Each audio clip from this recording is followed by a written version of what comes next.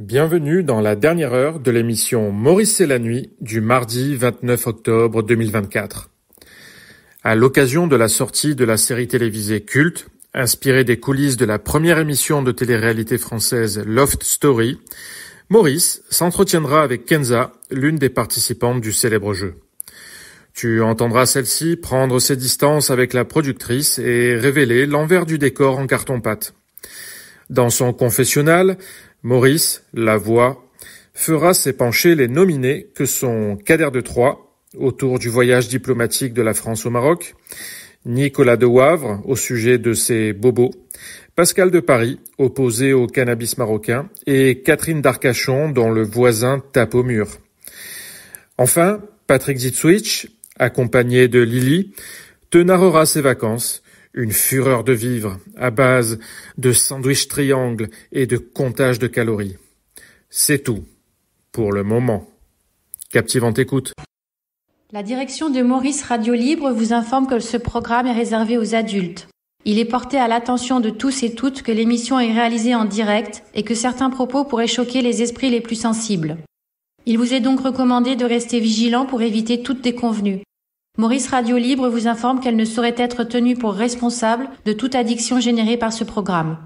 L'équipe entière de la radio que vous avez choisi d'écouter ainsi que le comité des auditeurs actifs vous souhaite une formidable expérience. Alors attendez, ne bougez pas, il y a quelqu'un d'autre qui veut parler, alors qui va là, je te prie. Salut Maurice. Kader 49 à 3. Alors on a Kader 49 à 3 et on a surtout on a Kenza. T'as quel âge Kenza, pardon? Salut Maurice, j'ai 46 ans. Et ouais, 46 qui a le Valois, je crois, c'est ça? Exactement. Et ouais. Ça va, tout le monde va bien?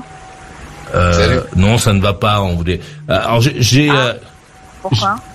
Non, ça va pas du tout, justement. Il faudrait que tu ailles en Belgique t'occuper de. Non. Faut lui faire la boule. Alors, pardonnez-moi. Non, on reviendra à cette conversation dans une minute. Je suis désolé, Nicolas, mais j'ai demandé. Non, mais fini avec la Belgique. Non, attendez. On va faire. Non, on va faire comme j'ai envie. D'accord, ok. J'ai demandé à Kenza déjà depuis la semaine dernière, je crois. Elle nous avait battu un peu froid. Elle avait autre chose à foutre. Je lui avais demandé de nous. Il y a eu un décès dans la famille, tu m'excuses. Oh, pardonne-moi, je suis vraiment, désolé pour toi, Kenza. Pas grave. C'est pour ça que j'ai une petite voix d'ailleurs. Bon. Ouais. Ben écoute, j'espère que tu t'en remettras. Non, mais oui, bien sûr. Alors Kenza, pour ceux qui ne savent pas qui elle est, c'est une jeune femme qui était donc dans le premier Loft, hein, c'est ça? C'est ça, en 2001. En 2001, du temps de Loana, t'étais en même temps, je crois, hein, c'est ça? Exactement, il y a 23 ans. Voilà, et moi j'avais juste, je voulais causer avec toi que tu nous racontes un peu ton sentiment, puisqu'il y a une série qui vient de sortir, que j'ai pas vue encore, qui s'appelle... comment elle s'appelle? Culte, voilà, qui retrace donc la vie dans le loft à la période où tu y étais. Et on parle pas. Alors, si j'ai pas vu la série, mais est-ce que on parle de toi ou pas dans cette série? Moi, je suis très transparente dans cette série et je sais pourquoi et en même temps ça m'arrange pas mal. Ah bon, parce que moi je voulais que tu nous racontes justement pourquoi ils ont fait cette série en ne s'intéressant, parce que l'autre je le connais pas du tout, Jean Pascal. Pourquoi? Non, c'est Jean-Édouard. Jean-Édouard, excusez-moi. Bon, je les confonds. De toute façon, je les connais pas, donc j'espère qu'ils m'en voudront pas. Okay. Bah, il doit en avoir rien à foutre. Jean-Édouard, excusez-moi. Non, il en a pas rien à foutre, au contraire, parce qu'en ce moment, justement, il est très en colère. Bah, puisque tu me poses la question, en fait, l'idée c'est de savoir un peu comment nous, c'est ça. Les protagonistes, on a vécu la sortie de cette série, en fait. Alors, pardonne-moi, il y a quelqu'un d'autre qui veut parler. Ne bouge pas une seconde, il y a quelqu'un d'autre qui veut parler. Alors, qui va là, je te prie. Patrick, 42 ans, et Lily, 38 ans, d'Ipswich, au Royaume-Uni. Eh oui, 42 et Lily, soyez les bienvenus. Oui, donc Kenza du Loft. Alors vous d'abord, est-ce que les autres protagonistes en dehors donc de Loana, est-ce que toi tu savais qu'ils étaient en train de tourner cette série ou pas? T'as entendu parler du projet ou pas? Alors oui, j'avais entendu parler du projet parce que en fait, évidemment, on se parle entre nous, on se parle encore entre nous. Et en fait, on a eu vent qu'Alexia Laroche-Joubert, qui est en fait un peu l'une des deux créatrices de l'événement, enfin du loft de l'époque, puisque c'était elle qui était en fait la prêtresse qui a lancé l'idée en fait avec la boîte de prod Endemol en fait de lancer un premier loft en France. Et en fait, elle a construit sa réputation et aussi sa carrière sur le succès qu'a amené le loft en France. D'accord ? Mais à l'époque, elle avait cette image que nous on connaît très bien, qui est celle d'une nana qui allait dans longue, qui avait très envie de réussir dans le métier, qui était capable de vendre sa mère pour pouvoir réussir, tu vois, dans le secteur de la télé, dans le secteur des boîtes de prod. Et donc c'est elle qui à l'époque nous a casté avec une autre dame qui a un accent espagnol très prononcé, qui s'appelle Angela Laurent. Et Angela Laurent, c'est elle qui a validé les candidats, donc le casting final que vous avez vu vous le soir du premier prime du loft. Voilà. Et donc à l'époque cette femme qui s'appelle donc Alexia Laroche-Joubert est montée dans les échelons toutes ces années. Elle est bien montée d'ailleurs puisqu'elle a été, elle s'est associée en fait à un homme de l'ombre qui était un petit peu le mentor de plein de gens du métier qui s'appelle Courby. Je sais pas si tu sais qui c'est toi. Courby, oui, si je sais qui c'est. Maurice, voilà, voilà. Et donc Courby qui est l'homme de l'ombre qui a fait monter des mecs comme Arthur. Qui a toujours été un petit peu le financier, tu vois, des boîtes de prod qui étaient là pour monter en tout cas les stars voilà, et c'était lui qui était en tout cas l'un des protagonistes aussi financiers derrière le succès du loft. D'accord ? Donc après derrière, il a pris Alexia Laroche-Joubert et ils ont racheté la société Miss France. C'est comme ça que ça s'est passé en fait. Et une fois qu'ils ont mis dehors, tu sais, comment elle s'appelle, Mamie Miss France, là, qui est décédée, comment elle s'appelle, avec qui partait un chapeau, là, comment elle s'appelle, De Fontenay. Tu vois de qui je parle? De Fontenay, ouais. Tout à fait.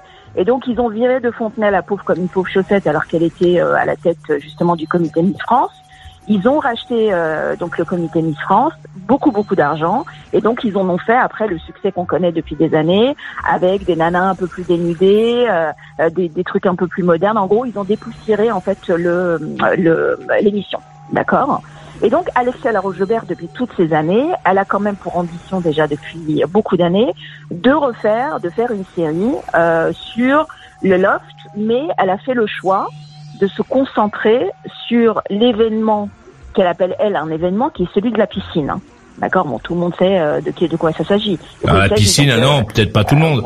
La piscine, c'est le moment où Loana et Jean... et Jean-Édouard forniquent, ils baissent dans la piscine, hein, c'est ça, ils baissent, non? Oui, voilà. Ouais. Et en fait, exactement. Et en fait, à l'époque, pourquoi ça avait fait scandale, c'est qu'en fait, à l'époque, on avait une chaîne qui diffusait en fait les primes et l'émission 24 heures sur 24. Et en fait, ce qui s'est passé, c'est que ça a été un scandale. Pourquoi ? Parce que ces images-là ne devaient pas passer en direct. Donc c'est ça qui a fait que le loft, à un moment donné, a explosé et qu'ils se sont retrouvés un peu dépassés par la situation parce qu'ils s'attendaient pas à ce qu'il y ait en gros une scène de cul, ce qu'on appelle une scène de cul. Hein, on n'a rien vu, mais en tout cas, on a vu que il se passait quelque chose de pas normal. Et donc la production a voulu en fait créer une nouvelle fiction autour de cet événement qui pour eux était l'événement qui a fait un peu exploser on va dire tu vois le côté un peu propre du loft qui était censé être en gros une réunion de mecs et de nanas sympas, de jeunes qui se marraient entre eux, et là ils se sont retrouvés face à une scène de cul et ils ont pas pu la couper en fait. Voilà. On arrive, Kenza. Valérie, 55 ans, Redon. Violence à l'école ou violence en bagnole. Violence de misère ou violence militaire. Prise d'otage, attentat. Ça se passe dans la vie comme au cinéma. Le gore s'est banalisé à travers la télé, les journaux, toujours plus hard en photo pour exciter la parano. Chercher à plaire avec la cruauté spectaculaire, magnifier la douleur pour vendre quelques exemplaires. La violence. Je comprends pas la violence. Utopie du partage ou de l'union, tu crois que si tu dis ça, tu passes pour un con. La violence. Je comprends pas la violence. Fais comme Valérie, écris un texte ou choisis-en un, tu vas l'enregistrer avec ton téléphone portable. Ça va durer moins d'1 minute, tu l'enverras ensuite dans ma boîte sans musique, sans bruitage. Et si ça nous va, tu t'entendras. Avec nous à bord Paris, si Pascal, elle a 60, elle est à Paris. Pascal, vous êtes là? J'ai dit je suis là. Ah bon, on n'avait pas entendu.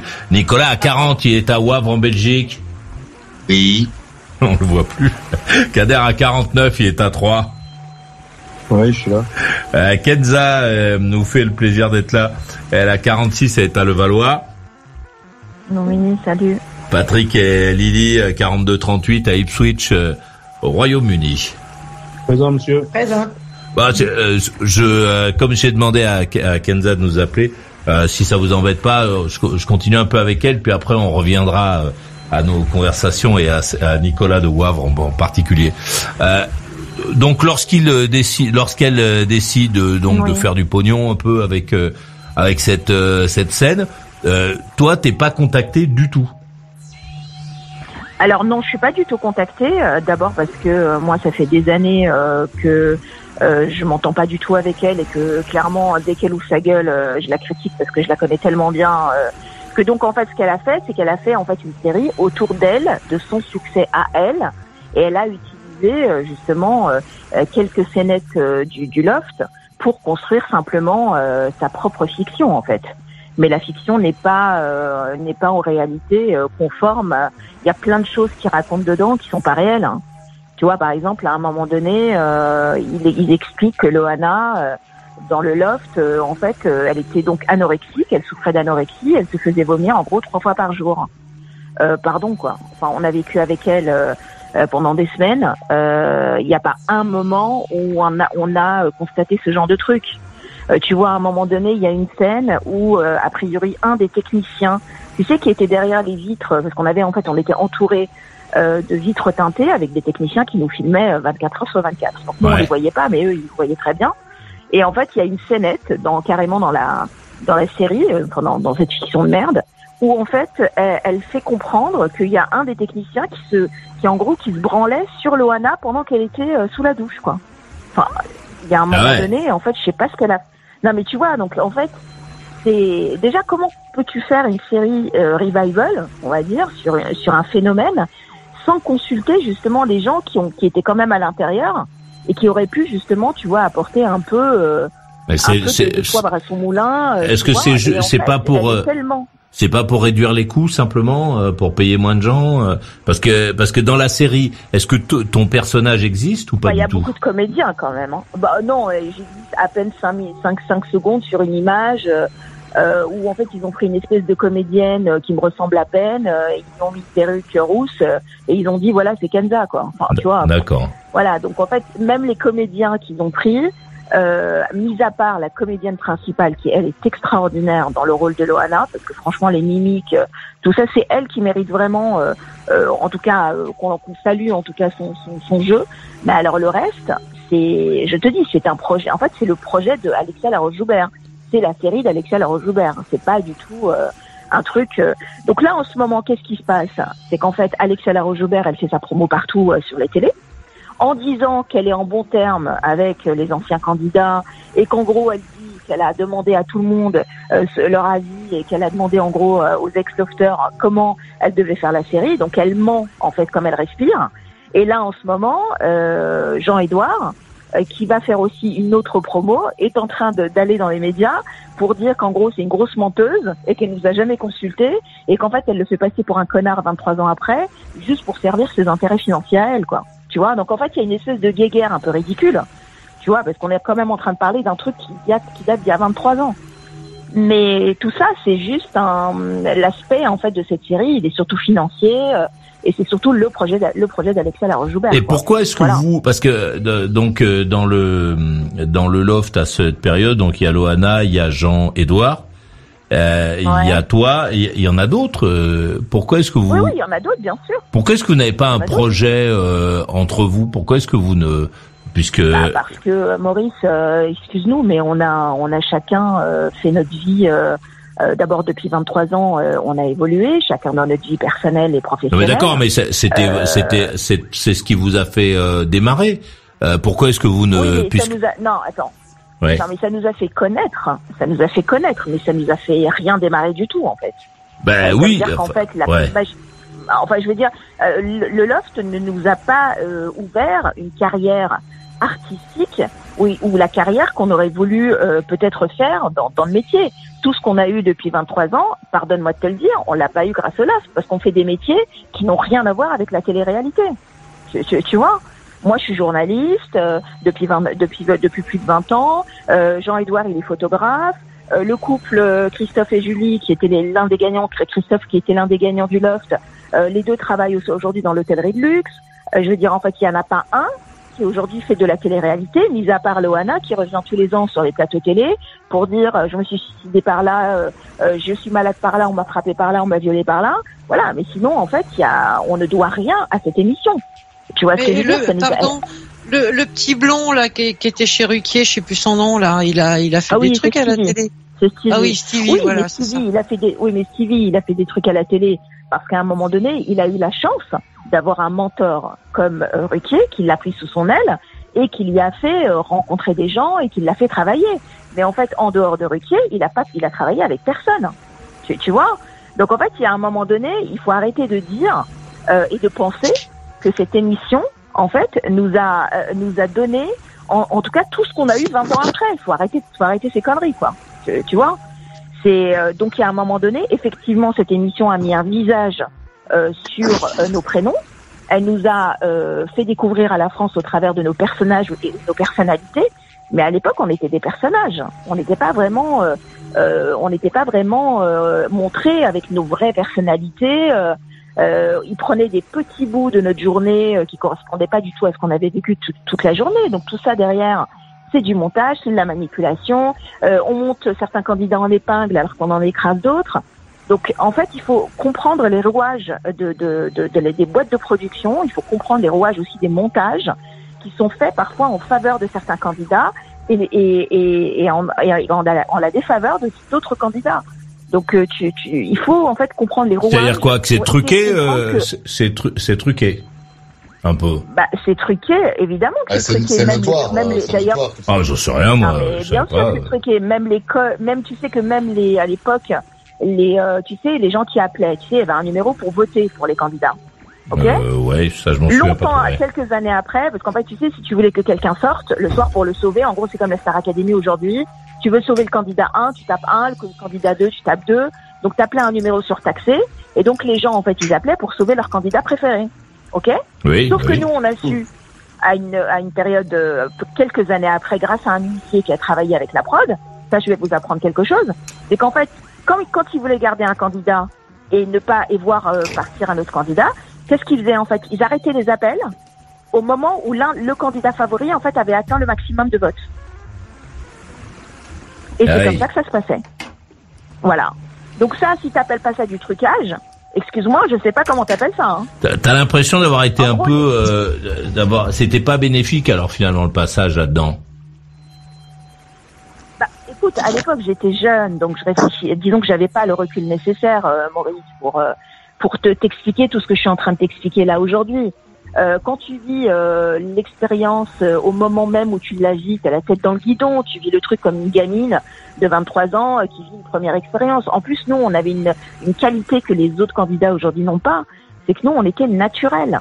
On n'était pas vulgos, on n'était pas dans la vulgarité, on n'était pas à poil 24 heures sur 24. Tu vois, quand on nous filmait, on était souvent sous nos couettes, calmes, on se bagarrait un peu, mais c'était franchement des petites bagarres des gamins de notre génération. Mais à 23 ans, t'as pas le recul nécessaire pour comprendre que derrière, il y a tout un système qui se met en place, qu'il y a des intérêts financiers qui sont extrêmement importants, que derrière tu vas être balancé dans la vraie vie, alors qu'en fait, tu sais pas du tout comment fonctionnent les rouages de ce métier. Donc, tu vois, tout ça, si tu sais pas, tu peux pas savoir. Excuse-moi, est-ce que je peux te poser une question, Kenza? Une question, Kenza. Avant d'intégrer Attends, il y a Nicolas qui essayait de poser une question, donc on va faire Nicolas. Privilège de l'âge, il y a pas de souci. Les aînés d'abord. Non, allez-y, Nicolas, et ensuite. Non, pardon, excuse-moi, Kenza. Non, j'avais une question qui me taraudait un petit peu. Est-ce que, alors c'est pas du tout pour dire que c'est l'inverse en fait de penser que. Allez, pose ta question. Pose la question. Pardon. Vas-y, pose la question. C'est pas le fait de dire que le fait d'être passé par la Starac t'a amené là où tu en es, mais si tu n'étais pas passé par la Starac, est-ce que tu serais devenu journaliste? Est-ce que est-ce que les deux ont un lien? Ou est-ce que tu serais ou tu aurais ou pas été dirigé d'office vers ce travail-là? Excuse-moi, rappelle-moi ton prénom, pardonne-moi. Nicolas. Ah, Nicolas, en fait, est-ce que tu te rends compte quand même de ta question? Pardonne-moi, hein. Mais t'es en train de me dire en gros, qu'en fait, 20 ans après, il y a une rédaction, en fait, en France, quelque part en France, qui est dirigée par un rédacteur en chef, d'accord? Qui recrute des journalistes, on va dire, qui font un travail de journaliste, d'accord? Quel est l'intérêt de ce rédacteur de recruter une nana comme moi, 20 ans après, pour lui donner du boulot en tant que journaliste, s'il te plaît? C'est pas ça que je voulais dire, justement, c'était pas ça que je voulais dire. Je voulais dire, est-ce que petite, tu voulais être journaliste? Non, pas du tout. Moi, j'étais animatrice de radio avant. Moi, j'ai fait de la radio. Moi, j'ai grandi. C'est comme ça, d'ailleurs, que j'ai eu un coup de cœur pour... Non, mais pour comprendre un petit peu... Oui, mais je voudrais juste finir. Je t'écoute. Pour que, en fait, moi, j'ai connu Maurice parce que j'ai grandi avec lui, j'ai grandi avec les radios libres. Et c'est comme ça, d'ailleurs, que j'ai connu Maurice. Et c'est comme ça que j'ai eu aussi un vrai amour pour la radio. Donc, moi, je faisais avant de la radio en tant que bénévole. Donc, moi, mon métier de rêve, ma passion de rêve, comme beaucoup de gamins, il y a des gamins, ils voulaient faire footballeur, chanteur. Moi, ce que je voulais faire, je voulais faire de la radio. D'accord? Donc, clairement, une fois que j'ai fait le loft, évidemment, on m'a fait croire, on m'a embauché, en fait, directement après 3 semaines sur Énergie. D'accord? Pour faire une co-animation avec un mec que vous connaissez bien, qui s'appelle Manu Payet, qui aujourd'hui est un comédien. D'accord? Et qui était à l'époque à la tête d'une émission très importante sur Énergie. D'accord? Et à l'époque, qui m'appelle à la sortie du loft? C'est Max Guazzini, que tu dois connaître, Maurice. Ouais, oui. Ok. Max Guazzini, qui m'appelle, lui, parce qu'il était à la tête, évidemment, d'Énergie, et qui me dit, oh, Kenza, j'ai cru comprendre que tu voulais faire de la radio. Eh bien, écoute, viens, je te donne une place, voilà, tout de suite, à côté de Manu Payet. Je vais t'expliquer, hein. J'ai animé 3 semaines sur Énergie. Je venais de sortir du loft. C'était le feu dehors. Ok? Le mois de septembre, plus de son, plus d'image. Pourquoi? Parce que quand je suis sortie de ce loft, c'était la folie. On nous voulait partout. Toutes les antennes nous voulaient. Toutes les rédactions nous voulaient à la tête de leurs journaux. Parce qu'on était bankable à l'époque. Mais en fait, à l'époque, Énergie, quand ils m'ont recruté, ils m'ont pas recruté pour mes talents d'animatrice. Ils m'ont recruté parce que j'étais Kenza du loft. Mais aujourd'hui, 20 ans après, les rédactions avec lesquelles je travaille, et heureusement qu'ils me recrutent pas parce que je suis Kenza du loft. Et que je sais au moins écrire encore je sais écrire correctement un article, et qu'on me demande de faire une interview, que je sais correctement la faire. Donc, bien sûr, mais c'était pour ça ma question, c'était pas du tout pour dire que tu as été journaliste grâce au loft. C'était pas du tout ça. La question de Kader, il y a Kader qui voulait te poser une question, Kenza. Ouais. Vas-y, Kader. Ouais, un truc qui me, quand tu dis que je mets pas ta parole en doute, mais quand tu dis que tu étais un peu surprise par l'envergure que ça a pris, moi je me dis que tu as quand même signé un contrat au départ pour intégrer cette émission. Est-ce qu'il n'y a pas un moment donné, tu sais, où tu te dis, cette émission va nous mettre, tu te projettes pas en te disant, je vais passer 24 sur 24 à la télévision, tu te dis pas à ce moment-là, je vais être quelqu'un d'autre, et donc ça va de fait apporter d'autres considérations par rapport à ma personne, je vais peut-être être transformé, tu te dis pas ça à ce moment-là? Alors je vais te répondre très simplement à tes 2 questions. Premièrement, quand on est rentré dans cette émission, personne ne connaissait la télé-réalité en France. D'accord? Donc ça veut dire que quand on est rentré dans cette émission, c'est pas comme si on avait eu une émission un peu exemple avant, sur laquelle on aurait pu prendre exemple. Tu aurais pu poser la question à des gens qui, derrière, participent à d'autres émissions de télé-réalité, et eux, tu peux leur dire, mais vous avez pas vu comment ça s'est passé avec le loft, donc comment est-ce que vous pouvez pas savoir que derrière le loft, il se passe ça? Mais nous, les premiers, on savait pas. Et je vais t'expliquer comment on a signé le contrat, parce que ça, c'est des choses que vous ne savez pas. Juste là-dessus, le fait de savoir qu'on va te scruter en permanence, toi, personnellement... Mais comment tu peux savoir si tu sais pas? Mais on nous a pas dit les choses comme ça. On nous a pas annoncé les choses comme ça. Okay. C'est ça que vous comprenez pas. C'est qu'en fait, derrière la manipulation, elle débute au moment où on vous met le grappin dessus. C'est-à-dire que quand t'es un gamin, on vous dit, OK, vous allez participer à une émission. Mais nous, tu sais qu'on s'est rendu compte de plein de choses quand on est rentré dans la maison, par exemple. Mais ça fait partie du concept de l'émission d'être filmé H24, non? Je vais juste comprendre, Kenza.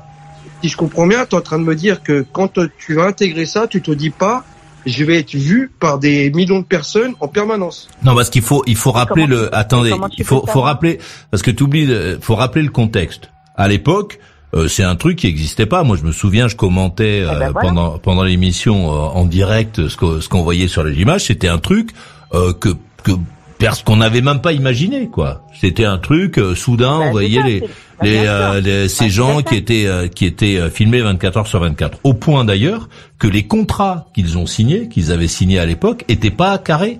Ils ont été révisés après. Bien sûr. Ils ont été révisés après parce que le droit a été obligé de s'adapter à cette nouvelle façon de faire de la télévision, d'engager des gens, de les faire travailler, etc. Ils étaient en train de défricher un truc qui n'existait pas. Donc effectivement, j'imagine que les mômes qui étaient dans le loft à l'époque n'avaient pas du tout, ne pouvaient pas imaginer ce que ça se produirait ensuite. Non, mais d'ailleurs, une fois Maurice, sorti. pour compléter tes dires, notre contrat en fait de production, tu sais à quel moment on l'a signé? On l'a signé en fait en séance maquillage. Ils nous l'ont ramené pendant qu'on était en train de se maquiller avant de rentrer sur le prime. Donc si tout ça c'est pas de la manipulation. Mais comment tu veux qu'à 23 ans, tu dises « Ah bah oui... » légalement, ça s'appelle autre chose que de la manipulation.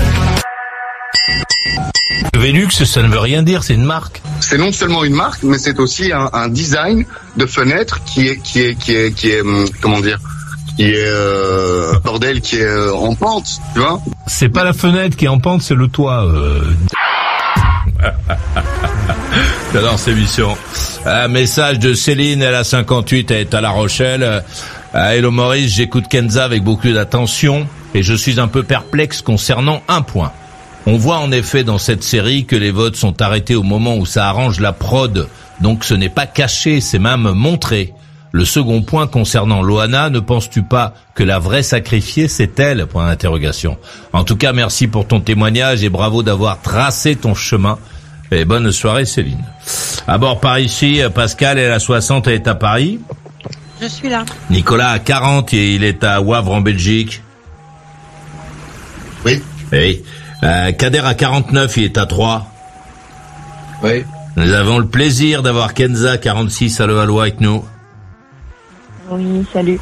Patrick et Lily, 42-38 à Ipswich, au Royaume-Uni. Présent, monsieur. Présent. Bon, alors, je voudrais quand même dire aux gens, venez pas taper sur Kenza, c'est moi qui lui ai demandé de venir, pour qu'on puisse discuter, converser.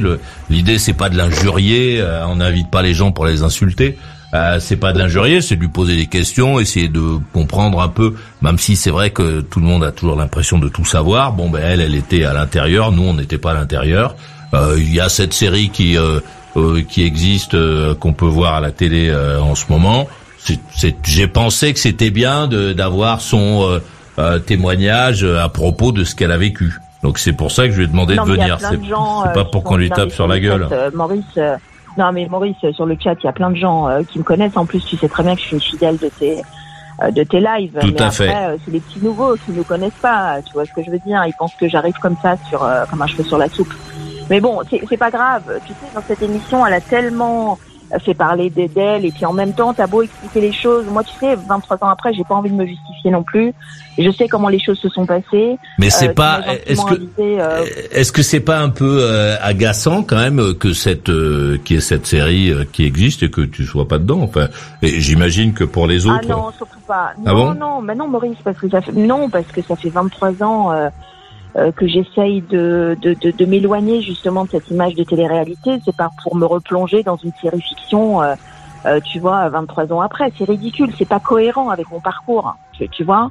Oui, enfin, ça fait quand même partie de ton, ça fait partie de ton historique, oui. quand même. Non, mais attends, c'est une partie de ma vie que je ne renie pas et qui a été formidable, même si après rebondir est très compliqué et très difficile parce que tu dois te reconstruire à tous les niveaux. Mais j'ai aussi le droit, 23 ans après, d'avoir un vrai métier, de m'accrocher à mon métier et de ne pas forcément vouloir encore traîner ce passage de ma vie qui reste une aventure, qui reste un passage de ma vie, mais ce n'est pas toute ma vie. Voilà, tout simplement. Et je suis très contente que ce truc revienne 23 ans après, mais le produit est nul, il faut juste le dire. C'est-à-dire qu'à un moment donné, si tu veux faire un bon produit sur une émission qui a marqué les téléspectateurs il y a 23 ans, fais-le bien au moins, tu vois. Ou alors, essaye de demander à ceux qui l'ont vraiment vécu des éléments qui sont des éléments concrets et qui pourraient peut-être aussi apporter un peu de un peu de concret à cette série qui finalement tourne un peu autour des mêmes trucs. À chaque fois, quoi. La piscine, on s'en fout, quoi. Enfin, tu vois ce que je veux dire? Il y a tellement des trucs plus intéressants à raconter. Et donc voilà. Et le copain Jean-Édouard, il dit la même chose lui que toi ou il dit autre chose? Ah non, mais on est tous d'accord en fait. Et pour tout te dire, en fait, comme Jean-Édouard est en train de faire en ce moment des courtes vidéos sur Instagram pour justement dénoncer tout ce qu'on est en train de se dire là depuis tout à l'heure par rapport à cette série. Bah dis-lui de m'appeler, tiens, parce que je sais pas. Ouais, non, mais je vais lui demander. Mais c'est là où tu vois la perversité de cette nana qui est Alexia Laroche-Joubert. Tu sais ce qu'elle a fait?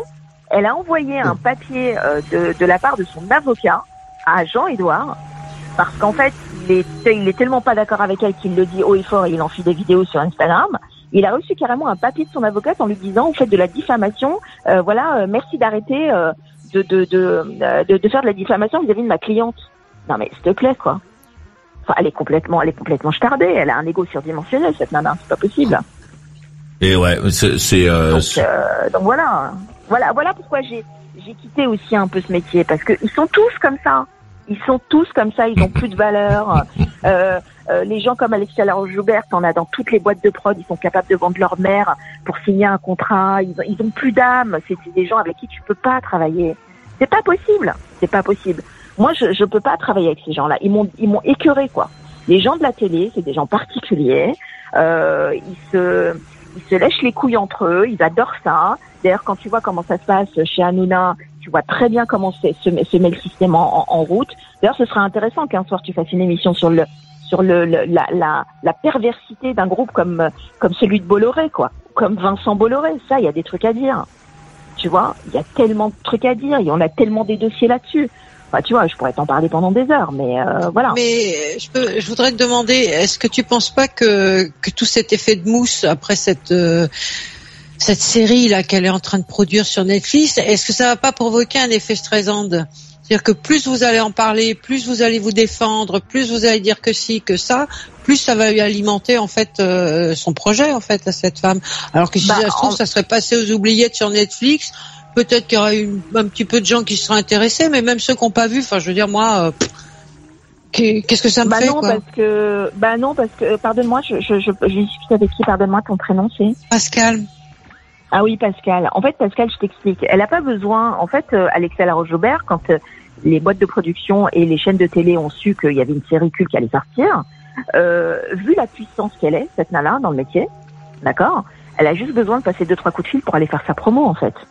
Donc en fait, on n'a même pas besoin de lui faire mousser le truc. Elle le fait toute seule, tu vois. Mais c'est normal que nous, en tant que protagonistes, tu vois, et quand même ceux qui sont quand même les mieux placés pour en parler, qu'on se dise à un moment donné qu'il faut arrêter cette mascarade et que cette série, elle n'est pas à la hauteur de ce qu'on a vécu nous et qu'il y a un peu de mensonge, quoi. Tu vois. Et où est-ce qu'elle fait de la promotion? Où est-ce qu'elle fait de la promotion? Parce que moi, je l'ai jamais vue. Si, elle fait de la promo. Là, elle va passer dans Selecdo. Elle est passée là sur Combini. Voilà, pour parler de sa série, quoi. Voilà, pour. J'ai une question à vous. Toi.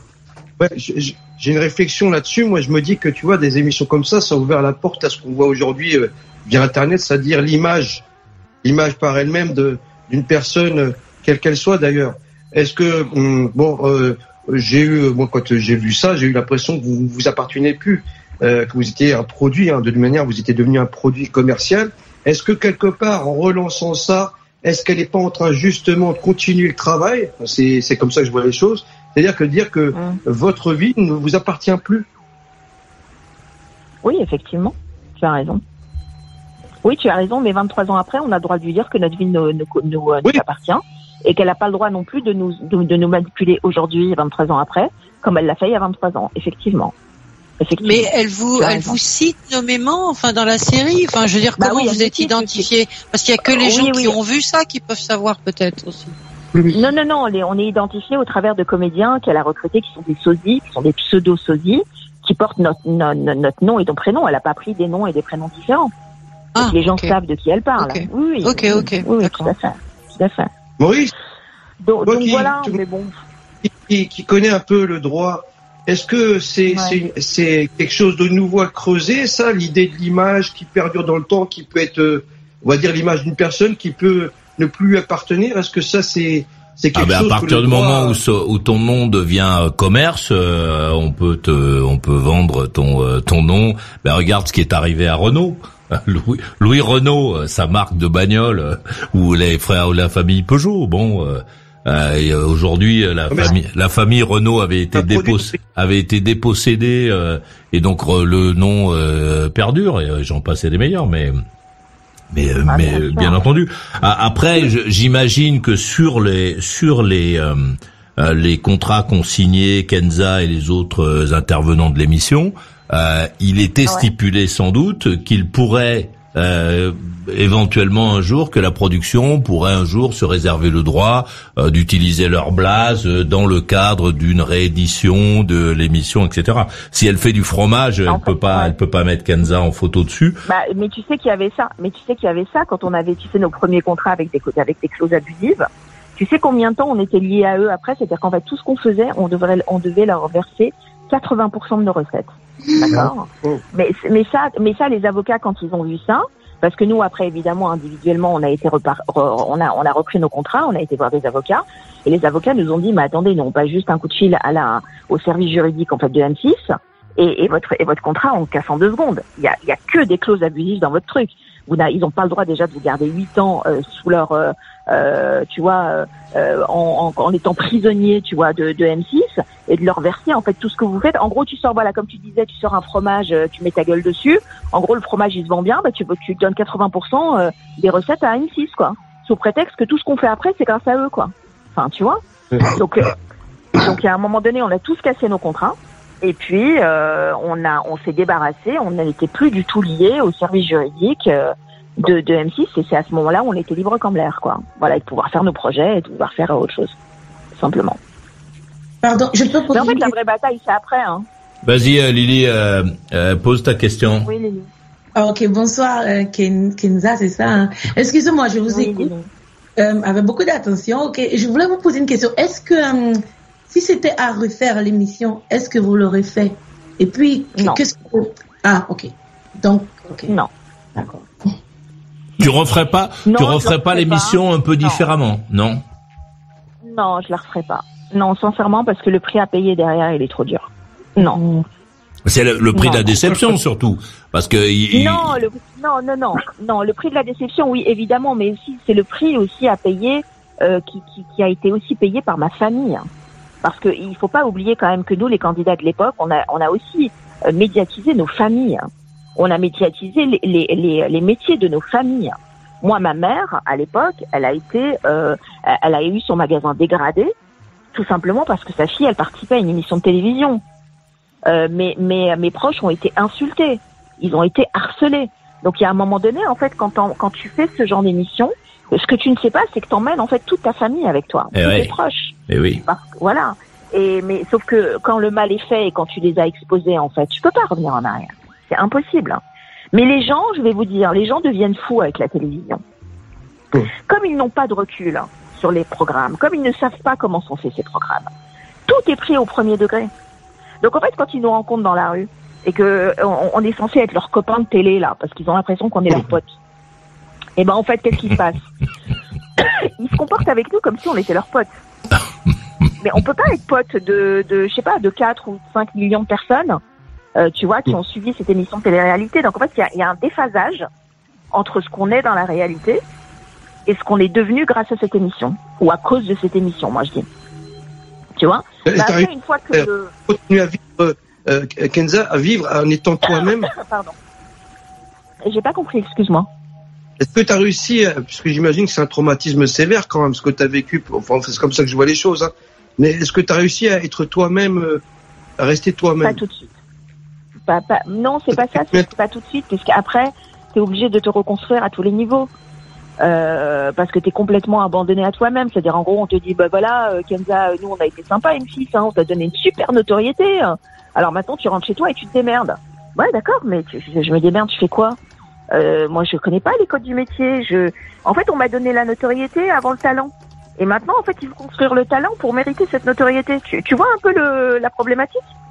C'est qu'en fait, les gens, ils te regardaient dans la rue, ils disaient... Les gens du métier, ils te regardaient en rigolant, en disant regarde-moi ces ringards là, ouais ils sont passés à la télé, maintenant ils sont connus, vous allez voir comment ils vont bouffer de la merde. Ah bah bien sûr on a bouffé de la merde derrière, bien sûr. Mais pourquoi on a bouffé de la merde?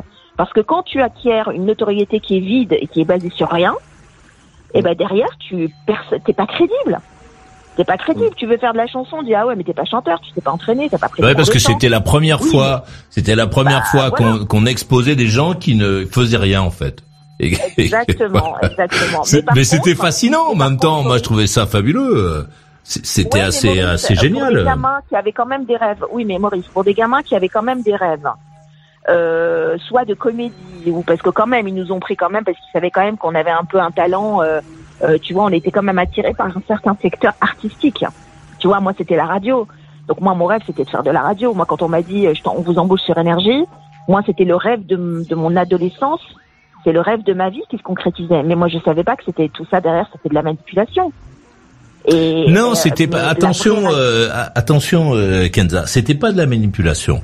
Parce que ce que vous avez découvert, eux aussi l'ont découvert en même temps que vous. Et eux, ils se disaient, on les prend comme ils ont fonctionné, le programme a fonctionné à la télé, on les prend, on les jette sur notre antenne, là, pouf, on vend les encarts publicitaires beaucoup plus cher. Et ils s'aperçoivent à ce moment-là que c'est des gens qui n'ont jamais fait de radio, donc qui ne ressemblent pas à leur standard de radio.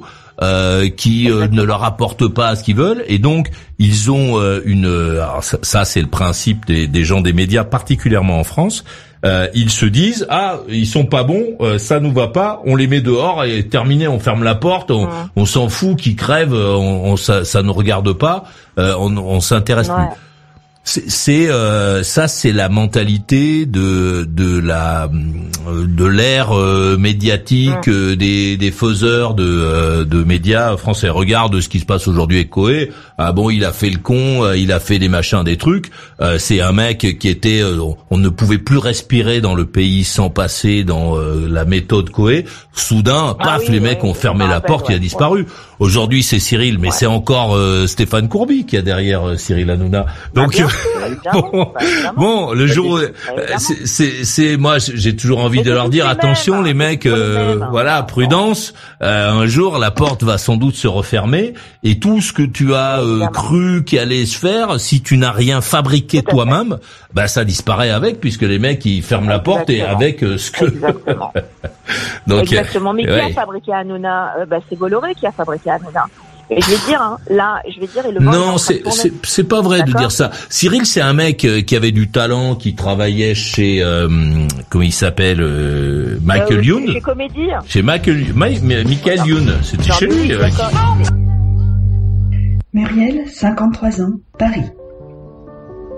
Leïla, si tu savais les yeux qu'elle a quand elle voit s'approcher les chasseurs. Pas la peine de mentir. Leïla sait ce que veut dire ce feu sous les paupières blanches qui fixe le dessous de ses hanches. Les mots humides de pluie qui meurent aussitôt dit. Les corps tendus immobiles après les éclairs faciles. Leïla n'y peut pas grand-chose si elle a la fraîcheur des roses. Elle est la cible de vos flèches, mais c'est pas vous qu'elle cherche. Elle rêve d'un fragile et d'un fou qui l'embrasse au 15e rendez-vous, qui tremble en lui prenant la main, et surtout, qui ne disent rien. Leïla, elle les connaît trop, faux nez et faux numéros. Même par terre, même mort, et quand même les plus forts. Ces phrases pleines de détours qui craignent la lumière du jour. Ils cachent tous quelque chose. Ils chassent tous quelque chose. Fais comme Muriel, écris un texte ou choisis-en un, tu vas l'enregistrer avec les moyens du bord, sans bruitage, sans musique. Ça doit durer moins d'1 minute. Ensuite, tu l'enverras dans ma boîte maurice@mauriceradiolibre.com, maurice@mauriceradiolibre.com, et si ça nous va, tu t'entendras. Encore un petit tour avec Kenza, après on lui fout la paix. On va écouter, on a Pascal. Pascal, elle a 60, elle est à Paris. Je suis là. Nicolas a 40, il est à Wavre en Belgique. Oui. Kader à 49, il est à 3. Oui. La petite Kenza à 46 à Levallois. Oui, toujours là. Arrêtez de me lancer des trucs. Patrick et Lily 42-38 à Ipswich au Royaume-Uni. Présent, monsieur. Il y a quelqu'un d'autre qui veut parler, donc voilà, je te prie. Catherine 59 Arcachon. Ouais, il y aura peut-être des places qui vont se libérer chez Maurice Radio Libre. Hein. Envoyez vos CV. Et ouais, c'est pas moi qui ai un crédit pour un appart à Paris. Bon, Kenza, après on va te foutre la paix, mais c'est peut-être dommage de pas capitaliser un peu là-dessus, non? Bah écoute, si je voulais capitaliser, je l'aurais fait déjà il y a quelques années. C'est pas ma stratégie, j'ai pas envie de capitaliser sur... tu capitalises les premières années, mais tu sais, nous à l'époque, on n'avait pas Internet. Hein. C'est plus facile aujourd'hui pour les candidats qui ont Internet, ils capitalisent beaucoup, ils font beaucoup d'argent. Mais nous, à l'époque, on pouvait pas capitaliser sur Internet, c'était impossible. Donc... Tu as fait un bouquin, Kenza? Pardon? Tu as fait un bouquin, Kenza? On t'entend pas bien, Kader, il faut te rapprocher du micro, là. Je me demandais, est-ce que Kenza, est-ce que tu as fait un livre? Est-ce que tu as écrit un livre à ce sujet? J'en ai écrit 6, des livres. À travers l'expérience que tu as vécue, c'est ça? Non, pas du tout. En fait, si, dans mon premier livre, j'ai plutôt parlé de mes origines irakiennes, j'ai témoigné sur la guerre en Irak, et de ma vie en tant que jeune femme irakienne, les 14 premières années de ma vie sous le régime de Saddam. Mais il y a un chapitre dans ce livre qui parle justement de mon vécu après l'émission. Tout à fait. C'est un livre qui s'appelle Un jour j'ai quitté Bagdad. Quand je t'écoute, Kenza, ça peut-être un peu dur ce que je vais dire, mais j'ai l'impression que tu as été abusée. C'est-à-dire que tu as été abusée, t'inquiète. Non, mais c'est gentil Non, mais merci pour ta bienveillance. Mais non, j'ai pas été. Parce que Kader voulait passer chez toi pour te consoler, sinon. Ah, c'est trop mignon. Mais en fait, je serais là avant. Laisse, Kader, laisse. Ouais, c'est vrai. En plus, tu sais, Maurice, il me doit un verre. Et ouais, en plus. Il me doit un verre. Donc, tu vois. Ouais. Non, mais tu sais. Kenza, est-ce que je peux te poser une question? Oui, est-ce que je peux juste finir avec Kader, pardonne-moi? Oui, bien sûr. Pour te dire, Kader, je te remercie beaucoup de ce que tu dis. C'est très gentil. Je sens que c'est de la bienveillance dans ce que tu dis. Mais en fait, j'ai pas été... Kenza, comprends ce que je veux dire. Moi, quand j'entends ça, je vais plus loin. C'est-à-dire que moi, quand je t'écoute, à travers tout ce que tu racontes, c'est-à-dire que en gros, tu ne t'appartiens plus vraiment. Alors si, aujourd'hui, c'est un peu le sujet. Si. C'est un peu le sujet. Excuse-moi. C'est juste un peu le sujet de de notre époque. C'est-à-dire que les gens font des choses, comme tu le dis, sans avoir aucune compétence, et puis bien les années passent, et puis ils restent collés à cette image-là. Donc quelque part, t'as plus le droit mais moi, Kader, pardonne-moi, depuis 20 ans, j'ai travaillé, j'ai fait des choses, j'ai écrit des bouquins. Donc on va dire que j'ai rempli le contenant qui était vide par du contenu, tu vois. Donc j'ai travaillé, j'ai des choses, je veux dire, aujourd'hui ma crédibilité elle est pas à chier. Les gens avec qui je travaille sont des gens fidèles, je fais un métier sérieux, voilà. Aujourd'hui ils ont abusé de moi à l'époque parce que j'étais naïve, j'étais jeune, je ne savais pas comment me comporter face à une grosse production de télévision.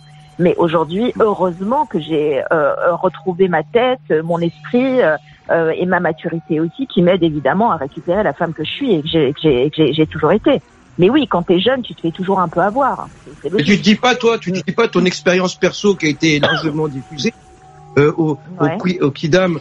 C'est tous les jours qu'on a ce genre d'histoire en fait. C'est tous les jours en fait que ce système de l'image de l'individu devient figé dans le temps et puis il a pour certains, ils ont plus de ressort pour pouvoir sortir. Toi, tu as eu la chance de pouvoir te reconstruire. Mais sauf qu'aujourd'hui, ouais, tu as raison, Kader, mais le problème, c'est qu'il faut quand même pas oublier que les gens qui passent aujourd'hui dans les émissions de télé-réalité, ils savent comment ça se passe, ils ont plus aucune excuse. Tu vois? Mais est-ce qu'on doit l'accepter, ça? Est-ce qu'on doit l'accepter, ça? Mais qu'est-ce qu'il faut accepter exactement? Je comprends pas. Est-ce qu'il faut accepter? Tu parlais de La Roche-Joubert qui, pour la célébrité, pour ci, pour ça, est capable de prendre des gens qu'elle connaît pas, de les jeter en pâture à un public sans se soucier de ce qui va se passer. Est-ce que ça, on doit l'accepter? Bah, c'est pas acceptable, mais il y a des gens qui acceptent d'être le punching ball ou le produit d'Alexia La Roche-Joubert ou d'autres boîtes de prod. Parce qu'il y a des gens qui ont envie d'être connus. Tu vois, il y a des gens qui ont envie d'être connus, en fait. Peut-être je m'interpose, mais je voulais te parler justement je voulais te poser une question si ça a l'air bien. Non, mais j'ai pas fini, moi. D'accord. Ce que je veux dire à Kenza, c'est quelque part, tu m'arrêtes si je me trompe, Maurice, mais dans le code civil, on a des articles sur le code de la vie, sur le code de l'image, sur l'image, sur tout ça. Aujourd'hui, avec le numérique, ça dépasse ce qu'on avait pu avoir comme image c'est-à-dire juridiquement sur l'image. Et moi, je me dis que quand on voit ça, quand je t'entends ton témoignage et ce qui suit maintenant aujourd'hui, c'est-à-dire que moi, j'accepte pas ça en fait, parce que ce que je vois, c'est des gens, comme tu le disais, qui sont pour la plupart incompétents.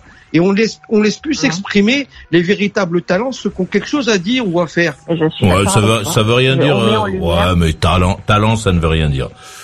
Talent, ça veut rien dire. Ce sont des trucs, des choses qui varient avec le temps et qui sont dans les mains des manipulateurs de talent qu'on connaît tous et qui sont toujours les mêmes depuis assez longtemps d'ailleurs.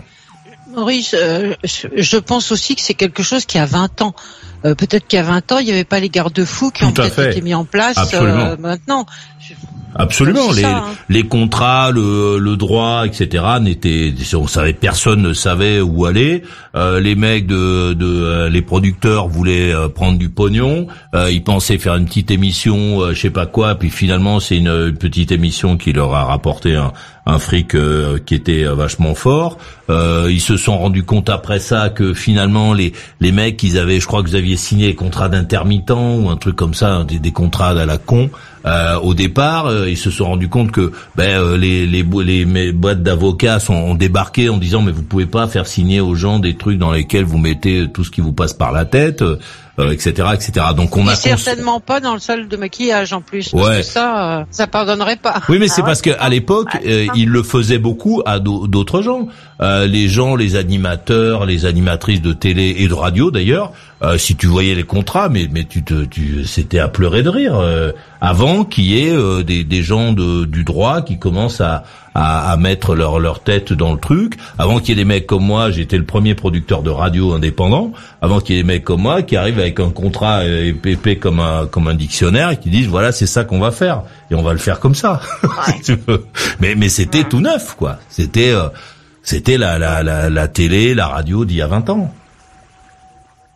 Il y a quelqu'un qui voulait poser une question, c'était une demoiselle. Ouais, c'est Catherine. Il faut que tu respires, Catherine. J'ai l'impression que t'as un problème de nez, non, Catherine? Non, pourquoi? Non, j'avais l'impression. Ok, très bien. Comme je suis pas docteur, je peux pas te soigner. Vas-y, Catherine. Non, t'inquiète. Je le gère, le Maurice. Non, je rigole. Bah oui. Ah oui, ça. Ouais, bien sûr. Moi, je suis très facile à gérer, moi, comme mec, en plus. Ah, mais ouais, grave. Non, Kenza, j'ai une question qui est pas du tout malveillante. J'aimerais savoir, moi, je voudrais te poser cette question. Qu'est-ce qui t'a, motivé, quand tu as passé un casting, une audition pour rentrer dans ce loft, dans cette émission? C'était qu'est-ce que tu avais envie de faire? Qu'est-ce que tu rêvais de quoi? Écoute, moi, comme je le disais tout à l'heure, avant le loft, en fait, j'avais commencé à faire de la radio comme bénévole dans plein de petites radios tu vois, associative. J'avais commencé sur Radio FM, j'ai été sur Radio Anguin aussi, j'ai fait des émissions de nuit, etc. Et je suivais aussi toutes les émissions à l'époque, Doc et Diffoul, Maurice, Radio Libre. Enfin, tu vois, j'ai été passionnée, vraiment une passionnée de radio. Et puis, en fait, l'émission, elle s'est déclenchée chez moi. Enfin, j'ai commencé cette émission, j'ai participé à cette émission, j'avais 23 ans. Donc, j'avais déjà un passif de radio, mais j'étais pas connue, en fait. Je faisais du bénévolat. Mais à côté, j'avais un métier, j'étais commerciale, il fallait bien que je paye mon loyer, comme tous ceux qui ont une passion à côté, mais qui n'arrivent pas à vivre de leur passion, quoi. Voilà. Donc, moi, mon rêve, c'était de faire de la radio. Je voulais en faire mon métier à part entière. Donc, quand j'ai vu cette annonce, je faisais de temps en temps quelques castings, pour 2-3 émissions. Tu vois, j'ai fait des apparitions dans les émissions de Carte Zéro à l'époque, etc. Mais je faisais de la figure. Mais j'avais pas ce rêve de devenir, tu vois, connue. Pour moi, connue, c'était pas ça. C'était, je voulais faire un métier qui me plaît et qui me passionne depuis des années, dont je n'arrive pas, auquel je n'arrive pas à accéder. Donc, en fait, je me suis dit que c'était un moyen. Voilà. Exactement, d'accéder à mon rêve, en fait, de gamine, à l'époque. Tout simplement. D'accord. Voilà, c'est ça que je voulais savoir. Mais tu n'as pas eu peur quand ils t'ont dit, voilà, on va vous filmer H24. Tu n'as pas eu un peu peur que, de toi et les autres, hein, d'ailleurs, de vous exposer comme ça en ne faisant rien de particulier. C'est-à-dire que c'est pour faire quoi? Rien. Et on va vous filmer. Bah non, parce que à l'époque, parce qu'en fait, je sais pas si tu te souviens, pardonne-moi de te couper, mais à l'époque, le but de l'émission, c'était de gagner une grosse somme d'argent et c'était de trouver l'amour. Hein. C'était pas du tout d'être connu ou tu vois, c'est-à-dire qu'en fait, ils ont basé cette émission sur, en gros, vous êtes célibataire, vous voulez trouver l'amour. En fait, on vous souhaite que grâce à cette émission, vous puissiez trouver l'amour et gagner la somme qui était à l'époque de 1 million, je sais pas combien, mais qui a été gagnée par Loana et Christophe en finale. Voilà, tout simplement. Ah, d'accord. Moi, j'avais suivi en pointillé parce que j'étais pas trop sur le terrain, j'étais pas trop en France, mais c'est ça que je voulais savoir. Donc, merci beaucoup de ta réponse. En tout cas, je t'en prie. Bon, Kenza, reste avec nous si t'as envie. Donc il se passe. Parce que moi je voulais connaître l'affaire de Belgique là. Ouais, Nicolas de Wavre en Belgique. Surtout que lui Nicolas, il faut lui parler maintenant parce que c'est un mec de 40 ans qui risque de mourir assez vite, hein, je pense, parce qu'il est toujours. Ça, c'est horrible. Bah c'est vrai parce qu'il a souvent des problèmes. C'est horrible, hein, merci Kenza, c'est gentil. Non mais bon, écoute. Bah non, mais c'est horrible que tu meurs tout de suite. Mais pourquoi il dit ça? Moi je pense qu'il faut profiter de sa présence parce que c'est un mec qui risque de mourir assez vite. Il est dans un état. En fait, Maurice, il met tellement tout de suite les pieds dans le plat et que je le connais, il prend pas de pincettes, ça peut être vrai en plus. Mais oui, c'est vrai. Je peux parler annoncer que le mec va mourir dans 3 jours, quoi. Et c'est vrai. Ah oui, il va. Peut-être pas dans 3 jours, mais il est très usé. Hein. Il a 40 ans, il est très très usé. Il est abîmé. Hein. Il est comme qu'est-ce qu'il faut faire? Comme une bagnole qui aurait été inondée. Tu vois, une voiture récente inondée. Il est comme ça. Est-ce qu'il lui ferait plaisir avant de mourir? Je sais pas. En tout cas, c'est pas moi qui vais lui donner ce plaisir. Non, mais qu'est-ce qui lui ferait plaisir avant de mourir? Qui a parlé de plaisir? C'est pas moi. Désolé, hein, Nicolas. Mais c'est parce qu'on demande toujours à un mec condamné qu'est-ce qu'il a envie de faire ou qu'est-ce qu'il a envie de bouffer avant de mourir. Donc, on voudrait juste savoir. Hein. Tu vois? Ouais, mais lui, il est très abîmé. Justement, tiens, on va l'écouter. Allez, vas-y, Nicolas, on voit les cachetons, la maladie, les problèmes. Vas-y, on va aller. Mettez-vous, essayez de mettre, faites le dos rond, parce que là, c'est comme un tsunami. Hein. Allez, vas-y, envoie la vapeur. Fais la boule, Nico, fais la boule. J'y pensais. J'y pensais. Vas-y. Non, je peux pas. Envoie Nicolas, envoie. Moi, je suis caché sous la table. Vas-y, envoie. Ouais, reste caché seulement. Ouais. Qu'est-ce que tu veux que je rajoute avec tout ça, moi, putain. Non, mais moi, j'aimerais savoir où tu en es là. Comment ça se passe? Comment ça va alors? Parce que normalement, ce sont les personnes âgées à qui on demande. Tu sais, les personnes âgées, elles parlent des gens qui sont des copains qui sont morts et leurs médocs et des médicaments. Donc, bon. Alors, n'importe quoi. Comment ça se passe, Nicolas? Tout ça pour me diminuer, pour que tu gardes la carte gagnante avec Kenza. Pas du tout. Non, la carte gagnante, je l'ai déjà. Mais là,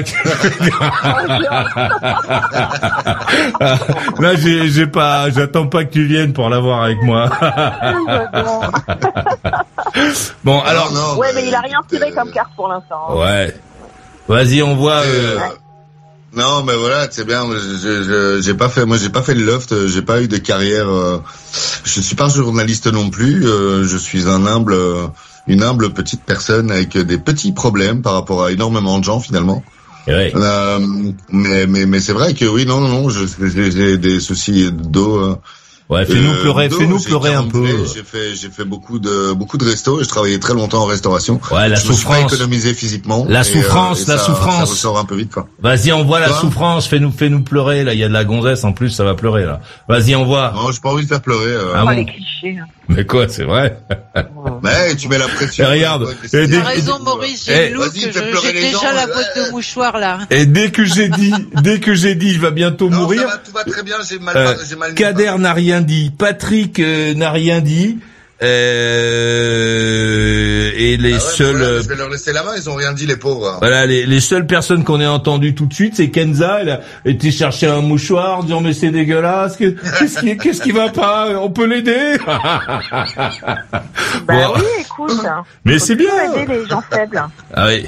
Ouais, je fais pas ça, moi, j'aide personne, comme ça on est bien. Aux gens faibles maintenant. Ouais. Bah, je sais pas, moi, depuis tout à l'heure, vous dépeignez une personnalité. Mais non, mais écoute, moi, ça va très très bien. Écoute, je suis dans une forme olympique. D'ailleurs, je vais faire le marathon de Bruxelles l'été prochain. Je suis en plein build-up.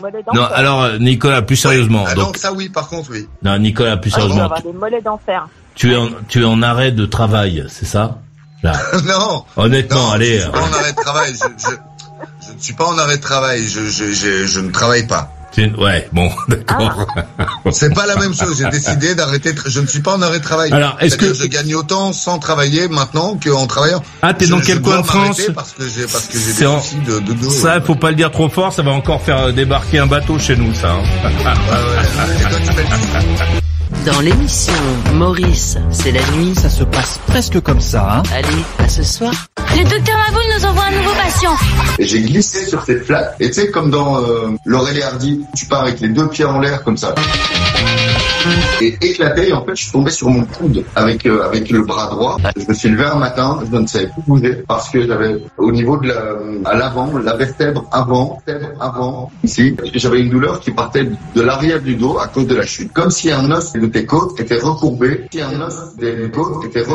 et tapait sur un organe. Donc, je vais t'expliquer la séance de kiné. Le gars, il te dit, asseyez-vous sur la table, hop, et pendant qu'il parle, il te manipule. Mais il fait des trucs, Maurice, il s'est couché sur moi. À votre âge, tant que vous faites attention, le risque de tomber enceinte est plutôt limité.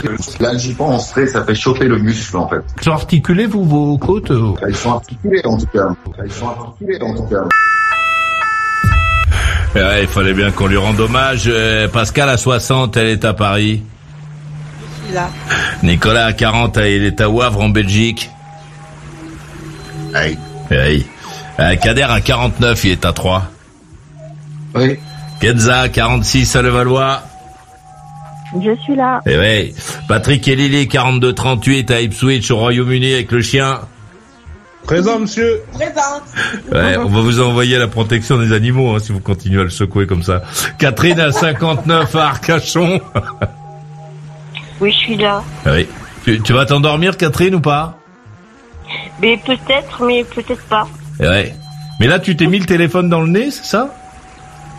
Mais non, mais parce que je suis allongée, je suis un peu enrhumée et je suis toute nue. C'est pour ça que je... Ah ouais, mets la caméra pour nous montrer que t'es vraiment allongée. Mais justement, non. Oui. Nicolas à Wavre en Belgique et ensuite Kader à 3. Allez-y, Nicolas, alors. Vas-y, c'est à toi la main. Ouais, tout a été dit, hein. Parle-nous des sweeps States, là.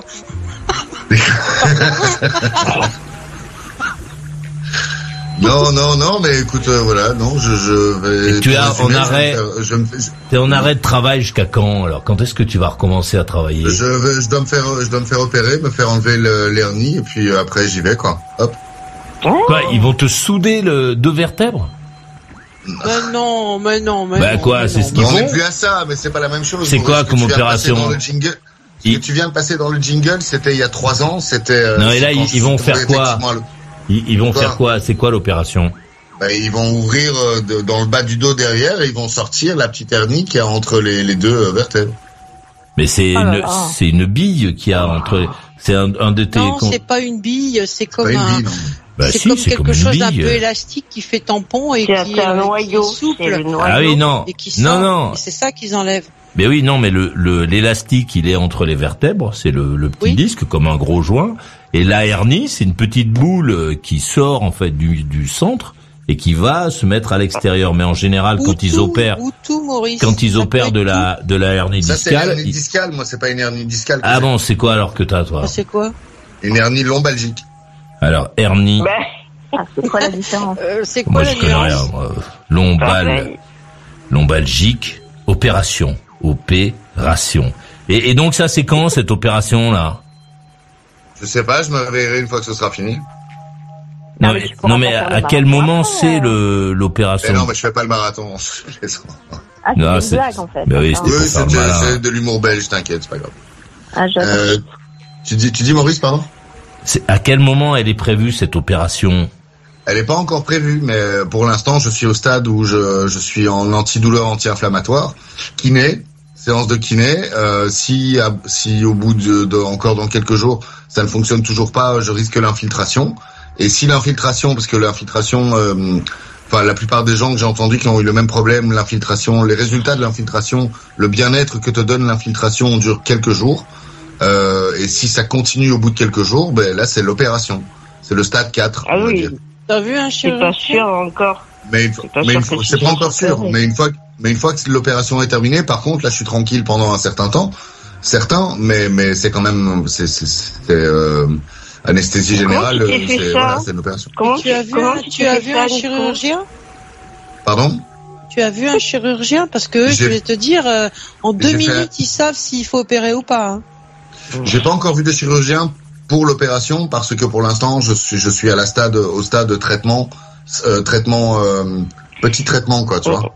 Et est-ce que tu t'es fait ça comment cette hernie là? On se fait pas ça, Catherine. C'est pas quelque chose qu'on se fait. Non, c'est du écoute. C'est pas suite à une chute. Est-ce que tu as reçu le catalogue? Tu as plusieurs chutes. Est-ce que tu as reçu le catalogue des fauteuils roulants ou pas pour voir un peu ce que tu vas prendre? Non. T'as regardé? Non. Il y a des trucs bien maintenant. Parce que je sais que tu t'y connais un peu. Ouais, non, moi le mien je l'ai vendu. Et le fauteuil aussi. Non, mais une hernie, c'est le disque qui est pincé, qui sort. Ça peut être suite à un mouvement malencontreux. En fait, c'est une succession de mini petits accidents sur lesquels j'ai continué à travailler, pas faire énormément de sport, et qui au fil des années se sont transformés maintenant. Mais je table sur une dizaine d'années. Hein. Et il y a 3 ans, je suis tombé effectivement à mon travail dans une cuisine sur mon coude, ce qui a fait que, comme dans le jingle, je me suis déplacé 2 vertèbres. J'ai eu un froissement de côte et mon kiné a dû me replacer la côte qui chevauchait l'autre. Et ça m'a foutu 3 semaines sur le canapé. Et puis j'ai recommencé à bosser tranquille pendant 2 ans. Et au bout de 2 ans, j'ai commencé à avoir des problèmes de sciatique petit à petit. Et j'ai laissé faire, j'ai été voir le kiné, mais j'ai pas réalisé en fait. Et puis en ayant été faire un IRM il y a quelques mois, on m'a dit à l'IRM après le scanner que j'avais effectivement un début d'hernie, mais pas discale comme j'avais dit l'autre fois, une hernie lombalgique. Et c'est quelque chose qui s'enlève, malheureusement. C'est-à-dire tu peux la combattre avec des anti-inflammatoires si c'est un petit truc, mais dans les cas extrêmes, tu dois opérer. J'espère que je serai pas le cas extrême qu'il faudra opérer. J'aimerais bien que ça se résolve comme ça maintenant, mais ça a l'air d'empirer quoi. Hier, j'ai dû rester 10 minutes debout dans mes toilettes parce que j'arrivais pas à attraper mon pantalon pour mais tu prends des calmants, non? T'as des trucs quand même. J'ai un anti-inflammatoire, un antidouleur, mais ça agit le temps de la pilule, mais après ça recommence de plus belle. C'est sûr que ça soigne pas surtout. Et même discuter avec Maurice, ça fait pas passer la douleur. Non, ça la relance bizarrement. Pourtant, normalement. J'ai des lancements. Ouais, parce que en général, quand tu parles avec Maurice, t'as mal après. Hein. Ouais, tu m'étonnes. Ouais. C'est une autre forme de douleur, ouais. Mais là, tout se mélange pour l'instant. Non, mais écoute, voilà, non, je me soigne. Je sais que dans quelques temps, je serai de nouveau, prêt à rebosser. C'est un mauvais passage, mais c'est quand même perturbant que ça arrive si jeune, quoi. Mais j'ai bien donné, hein. J'ai bien donné de mon physique. Je fais pas énormément de sport. C'est QFD, donc bon. Nicolas, tu comptes faire de la restauration pendant combien de temps Tu vois, moi j'ai fait un peu de restauration pendant une année, j'ai vu que c'est pas évident, quoi. Et tu comptes faire de la restauration. Non, parce que moi, ça fait 1 heure que j'ai commandé, je comprends pas, mon plat n'arrive pas. Mais regardez, le serveur, là, il arrive, mais bon, il peut pas marcher vite. Non. Clopin. Ah, formidable. Mais je sais pas, Patrick, pour l'instant, jusqu'à il y a quelques mois, je me disais, j'étais tellement bien dans mon hôtel, dans mon truc, que je me suis dit, je vais continuer de le faire tant que je peux le faire physiquement. Et là, je t'avoue que je suis occupé de revoir un peu la formule. Mais tu nous as pas raconté qu'il y avait un monsieur qui t'avait trouvé formidable, qui allait t'embaucher, je sais pas quoi. Si, mais justement, mais et alors ça, tu lui as dit, tu lui as dit que t'étais. Maintenant, et je vais devoir me présenter. Enfin, si ça commence normalement dans le meilleur des cas, au plus tôt. Ça commence dans deux semaines et demie. Dans le meilleur des cas. Dans le pire des cas, c'est dans 1 mois. Mais si c'est dans 2 semaines et demie, j'espère que je serai retapé d'ici là. Sinon, je vais pas encore parler, en fait, de mon problème de dos, tu vois. Pour l'instant, j'ai lancé le truc, pas de problème, je viens bosser avec vous. Voilà, je suis un peu emmerdé. Ça fait combien de temps que tu as mal? C'est combien de temps? Comme ça, là, maintenant, ça fait de lundi passé. Oh my God. Ouais, parce que tu sais que ça peut se résorber quand même tout seul. Ouais, mais oui, avec les anti-inflammatoires, le traitement que je fais maintenant, voilà. Le fait est que ça ne se résorbe pas et que le matin, le matin quand je me réveille, c'est de pire en pire. Je sais me lever, je sais marcher. Quand je suis debout, tout va bien. Quand je suis couché, tout va bien. Ouais. Si je m'assieds, je tiens 5 secondes assis. Après, il faut que je me lève et que je commence à bouger parce que ça me tue en même temps, les serveurs. Tu peux pas aller un peu à la piscine Non, mais nous, les serveurs, on les aime bien debout, hein, plutôt qu'assis sur des chaises. Dans l'eau. Quand tu commandes un truc à bouffer, t'as envie que le serveur il soit debout. Est-ce que vous pouvez prendre les plats, s'il vous plaît? Allez, Renaud m'avait dit d'aller effectivement à la piscine pour travailler, et je lui avais dit quoi avec la douleur. Il m'a dit oui, surtout sur la douleur. Heureusement que j'ai pas trouvé cette putain de piscine. Hein, parce qu'il aurait noyé. Je pense que ça aurait été pire. Pas travailler, mais te mettre en apesanteur pour soulager ta colonne. En apesanteur. Limiter les pressions. Bah oui, en semi-apesanteur dans l'eau, tu n'es pas sujet à la pesanteur. Ouais. Donc, si tu veux, ton dos peut se détendre, se décontracter. Ou pas. Et, si. Il faut que tu préviennes le MNS avant d'y aller. Tu dis, écoutez, voilà, normalement, j'arrive pas à nager, donc je vais plonger. Non, mais pas nager, on peut mettre juste dans l'eau. Pour, ah ouais, les bains, mais les bains, ça coûte cher, quoi. Ça coûte cher. Non, à la piscine. Ah, d'accord. Et ouais. Non, mais c'est vrai que quand je prends un bain, putain, mais je reste 3/4 d'heure dedans. Et ça fait un bien fou. Après, j'ai fait mal pendant 1 heure. Je veux pas t'embêter. J'ai l'impression que tu n'as pas tu n'as pas d'expérience avec la piscine. Il n'y a pas de commune mesure entre les bains que l'on prend et la piscine. Hein. C'est pas pareil. Il n'y a pas de savon dans les piscines. Les bords sont très éloignés. On peut pas s'allonger sur le dos avec des petits canards. Avec une bouée en canard. Ouais. Allez, on va écouter Kader à 3, je vous prie. Waouh. Ouais, je vais revenir sur ce que disait Pascal en début d'émission à propos du constat des invités qui sont partis, donc qui ont accompagné le président au Maroc. Et je voulais savoir qu'est-ce qui... Enfin, j'ai bien compris que Yacine Bellatar, c'était un problème. Est-ce que c'est vraiment la seule personne à laquelle il faut s'attacher à observer, en fait? C'est pas le président Macron, il est pas parti qu'avec Yacine Bellatar. C'est surtout pourquoi est-ce qu'il a emmené les Marocains les Marocains de France. Pourquoi il les emmène au Maroc? Non, mais moi je pense que j'ai peut-être une réponse pour ça. Je pense que parce que j'ai écouté un peu ce qu'a dit Macron en parlant des Marocains qui sont en France. Non, si c'est pas une façon de faire un peu de la diplomatie, bon, elle vaut ce qu'elle vaut, mais d'amener des gens soi-disant issus du Maroc. Bon, j'avoue que Yacine Bellatar, c'est pas comme ça aurait pu même pour Debout. Je sais pas si c'est vraiment des gens comme ça que j'aurais emmené avec moi. Kader, toi qui connais certainement mieux la communauté marocaine que moi, tu penses pas qu'il y avait un panel de gens autrement plus intéressants que d'emmener ce gars-là? Bah oui, c'est sûr. Enfin, moi j'en suis convaincu. Moi, je vais aller un peu plus loin. Je dirais même que il y a même des endroits où il était quand même plus prioritaire de partir au lieu d'aller au Maroc. Il y a quand même les dom-toms qui sont en train de crever la dalle. Aussi. Donc, je dis ça, je dis rien. C'est ce que j'ai dit tout à l'heure aussi, Kenza. Oui. Ah, excuse-moi, j'étais pas là.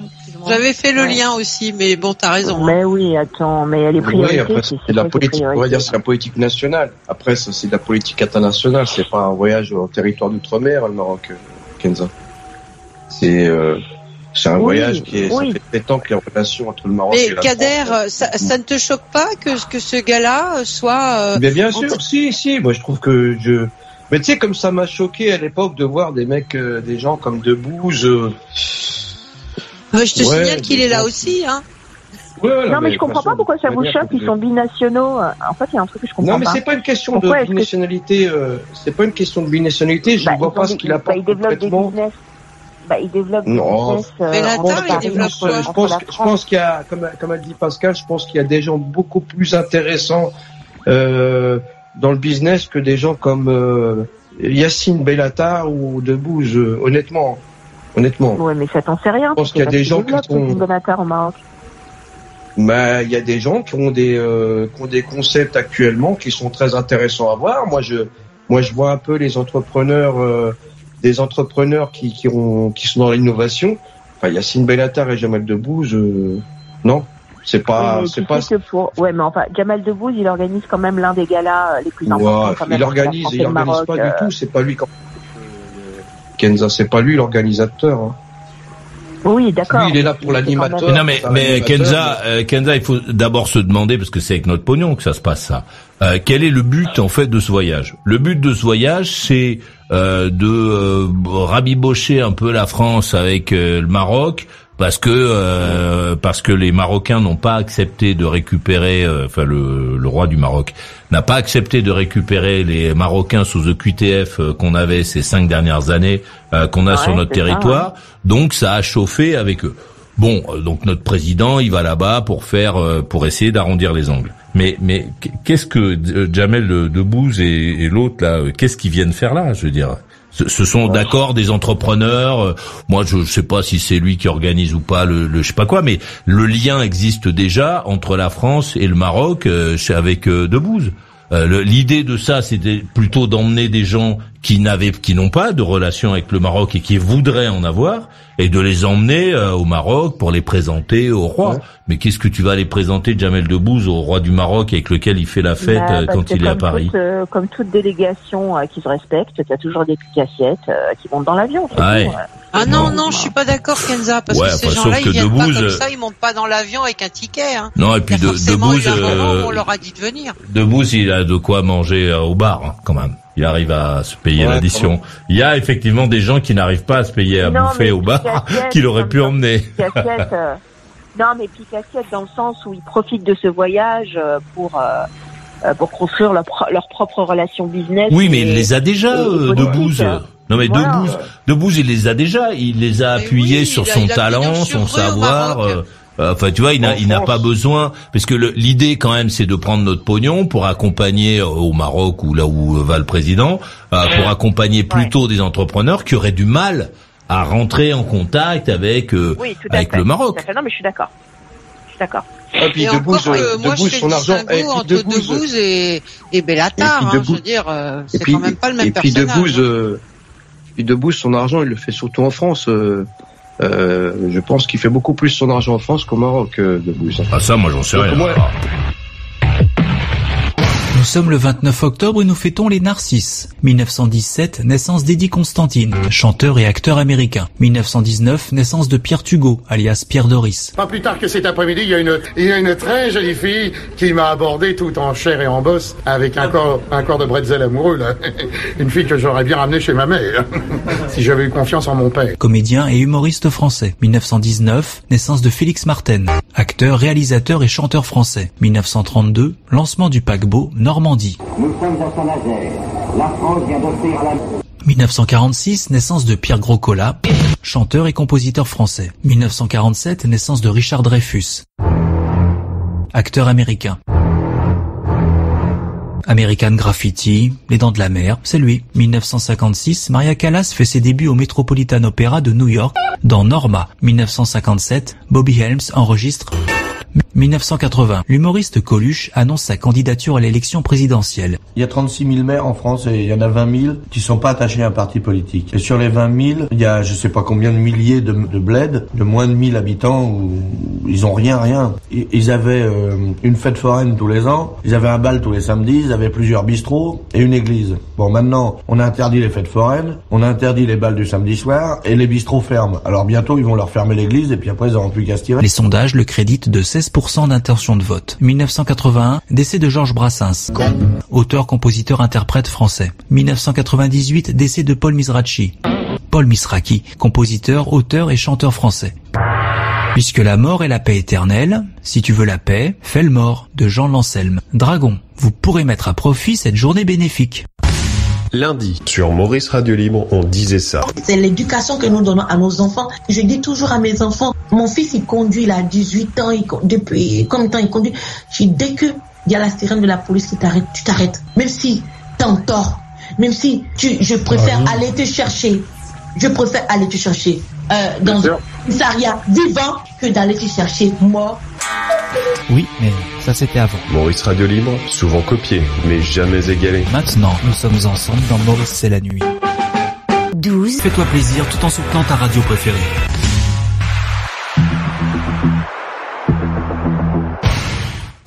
Et voilà. Avec une belle basse en prime. La vie est belle. Pascal, 60 à Paris. Je suis là. Nicolas, 40 à Wavre en Belgique. Oui. Kader, 49 à Troyes. Oui. Kenza, 46 à Levallois. Oui, mon cher Maurice, je suis encore là, mais je vais devoir vous laisser. Bah, je t'embrasse. Merci beaucoup, Kenza, d'être venu. Moi aussi, je vous embrasse pas. Et reviens quand tu veux discuter. Mais tu sais très bien que je t'adore, Maurice. Hein? Pas tant que moi. Ah. Allez, merci à tous en tout cas pour cet échange. Je vous souhaite une bonne nuit. Bonne nuit à toi, merci d'être venu et d'être resté. Bisous, je t'en prie, bisous. Patrick et Lily à Ipswich au Royaume-Uni. Présent, monsieur. Présent. 42-38. Catherine, 59 à Arcachon. Oui, je suis là. Je parle doucement parce que je crois que le voisin gueule. Parce que le voisin dort? Ben non, mais parce qu'il tape au mur et j'ai l'impression que je fais trop de bruit. Le voisin tape au mur?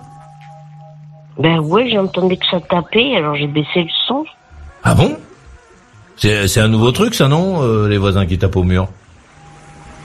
Ouais, parce que normalement, ça tape pas, ou alors c'est parce que en train de faire je sais pas quoi, et j'avais l'impression qu'il tapait parce que j'avais le son trop fort. Mais là, j'ai baissé le son, j'entends plus rien. C'est bizarre, normalement, ils sont pas comme ça. Ouais. C'est des murs en carton chez toi, quoi. Et ouais, normalement, il y a des normes maintenant entre les appartements. Lama, donc, est à Kader de Troyes. Ensuite, on ira écouter Patrick et Lily à Ipswich, au Royaume-Uni. Ouais. Moi, pour poursuivre sur la relation de France-Maroc, moi, je suis content que il y a Montiel aussi, il paraît, du voyage, n'importe quoi. Mais j'ai pas compris. Il y a Montiel aussi, qui serait du voyage, d'après ce que dit, ah oui, mais il a une maison à Marrakech, il a une ville à Marrakech. Oui. Oui, c'est pourquoi il n'a pas les moyens d'y aller, sans que ce soit les Français qui paient. Bon. Ah, c'est toujours ça de prix, hein. Ouais, non, mais je trouve que c'est bien, puisqu'en fait, qu'il y a pas mal de problèmes, il y a eu pas mal de problèmes sous-jacents dans la relation ces dernières années entre le Maroc et la France, entre la France et le Maroc. Et l'un des sujets les plus brûlants, en fait, c'est aussi la question du Sahara, et qui aujourd'hui, donc, le président, bien, il a appuyé, donc, il a bien expliqué que Sahara était donc un territoire souverain du Maroc. Donc, ça va permettre aussi de mettre beaucoup de choses en place, de changer. Bon, il faut dire que c'est aussi Donald Trump qui avait engagé le processus et qui a mené un peu le monde occidental aussi à reconnaître cette partie du territoire qui était pendant très longtemps un territoire plus ou moins sans État et officiellement reconnu. Et là, maintenant, c'est une autre histoire. Donc pour ça, moi, je suis content. Tu t'avances peut-être un peu, mais tu penses pas que ça va complètement pourrir les relations avec l'Algérie qui sont déjà dramatiques au niveau de la France? Ouais. Moi, je te dis franchement, je vais peut-être un peu choquer peut-être des auditeurs qui sont d'origine ou algériens, mais en ce qui concerne le Maroc, les frontières historiques du Maroc, avant les annexions faites pendant la colonisation, le Maroc, c'est jusqu'au fleuve Sénégal, c'est-à-dire que même la Mauritanie n'existait pas. Donc les Algériens ont beau dire beaucoup de choses, actuellement c'est un déchaînement de haine à l'égard du royaume du Maroc. Je veux bien beaucoup de choses, mais alors à ce moment-là, les frontières qu'ils ont actuellement, qu'ils disent, effectivement, c'est pas nos vraies frontières, ce sont des frontières qui ont été donc déposées par l'occupant de l'époque, c'est-à-dire la France, et qui remettent donc les territoires. C'était un protectorat, c'était pas non plus comme l'Algérie, il faut pas tout mélanger. Hein. Non, mais c'est pareil, c'est le mot, c'est pareil. Un mot. C'est pareil, bien sûr que c'est pareil, puisque l'administration française gérait l'économie marocaine. Donc bien sûr, un protectorat, c'est juste une autre forme de. Ah non, c'est une énorme différence de droit entre le protectorat et le fait que et le département de France, ça n'a absolument rien à voir, Kader. Oui, non, mais on parle de colonisation. Moi, je parle de colonisation. Ah, d'accord. Pas d'État administratif. Je parle pas de l'administration au terme. Effectivement, l'Algérie, c'était un département français. Moi, ce que je veux dire, c'est que si l'Algérie, pour revenir à ce que disait Pascal, si les Algériens revendiquent, disent que c'est pas ça qu'ils cherchent du bisbille, à ce moment-là, qu'ils redonnent une grande partie du territoire qui ne leur appartient pas historiquement et qu'ils la remettent au Maroc. Voilà, c'est ce que j'aurais à répondre. Et je trouve que c'est un peu dommage de la part d'Algérie qui se fend d'être le pourfendeur de la liberté, de l'indépendance des peuples et tout ça, de vivre sur quelque chose qui lui appartient pas déjà pour commencer. Voilà, je comprends pas bien ce que tu veux dire. Ce que je veux dire, c'est que dans les propos qu'on a actuellement, et c'est vrai qu'on a ce que soulève Pascal, c'est quelque chose dont on parle pas souvent, mais il y a actuellement une grande propagande anti-Maroc depuis l'Algérie, qui fait beaucoup de vagues, qui va jusqu'à surtout, je pense, Kader. Hein. Oui, mais parce que toi, t'es française, donc tu t'attaches à ce qui concerne la France. Mais je regarde ce qui se passe pour le Maroc. Je peux dire que ce qui se passe pour le Maroc, les Algériens, l'autorité algérienne joue beaucoup des médias pour affaiblir, humilier, transgresser l'autorité marocaine. Donc je dis que si l'Algérie était dans sa vraie idéologie, c'est-à-dire de défendre l'indépendance des peuples et de dire qu'il est fin à la colonisation, qu'elle commence par rendre les territoires qui ne lui appartiennent pas, c'est-à-dire ceux qui appartiennent à une partie du Mali, au Maroc, la Tunisie et une partie à la Libye aussi. Donc voilà, c'est ce que j'ai à dire par rapport à ça. Mais bon. En même temps, quand tu regardes l'état des économies de ces endroits, est-ce qu'ils ont intérêt à étendre encore leur influence pour que ça puisse être un merdier insondable? Non. Aujourd'hui, aussi bien l'Algérie, qui est le plus grand pays d'Afrique, que le Maroc ou la Tunisie, la Tunisie, je crois que c'est l'un des plus petits. Sont des pays dans lesquels c'est le bordel, c'est un bordel insondable. Donc on va pas en plus. Compare pas le Maroc et la Tunisie quand même. Non, je ne les compare pas, mais ils sont quand même. Quand tu regardes l'état du Maroc aujourd'hui par rapport à ce qu'il pourrait être ou ce qu'il devrait être, on se rend bien compte que le territoire est déjà suffisamment grand pour ne pas continuer à l'étendre. Parce que ça. Non, mais c'est pas une question c'est pas une question d'étendre. Bah si. C'est une question non, c'est pas une question d'étendre. C'est une question de recouvrir ces frontières qui étaient avant la colonisation. Oui, d'accord, mais qui va défendre ces frontières? C'est nous. Parce que c'est pas les Marocains qui vont défendre leurs frontières. Le problème d'aujourd'hui, c'est ce qui se passe aujourd'hui avec l'Ukraine. Voilà, l'Ukraine devrait être souveraine, etc. Ils ne se sont pas occupés d'être un pays capable de se défendre. Aujourd'hui, ils sont envahis par la Russie, et c'est nous qui allons faire le boulot. C'est nous tous les 3 mois. Zelensky vient de nous demander 100 millions, 400 millions, 500 millions, 1 milliard, et nous on donne du pognon pour que ces gens-là puissent conserver leur territoire. Lorsque le Maroc va étendre son territoire, ses frontières, etc., que ça va être la merde forcément avec les pays frontaliers, qui va aller défendre? Ben c'est pas le Maroc qui va se défendre. Le Maroc est en train de faire payer le train par le contribuable français. Donc la défense de son territoire, c'est encore nous qui allons dépenser. Alors on va donner un peu au Maroc, un peu on donne déjà, on envoie du pognon partout.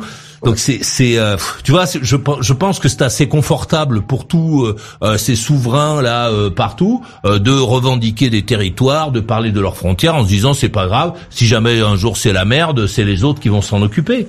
Moi, je vois pas ça comme ça. Ça, pour moi, c'est un peu. C'est la réalité. C'est la réalité. Oui, la réalité, ben oui. La réalité, c'est aussi... Lorsque l'Ukraine veut rester souveraine, elle ne s'est pas donné les moyens d'avoir une armée pour pouvoir rester souveraine, et c'est avec notre pognon qu'ils le font. Alors aujourd'hui, ils sont dans une situation qui est difficile.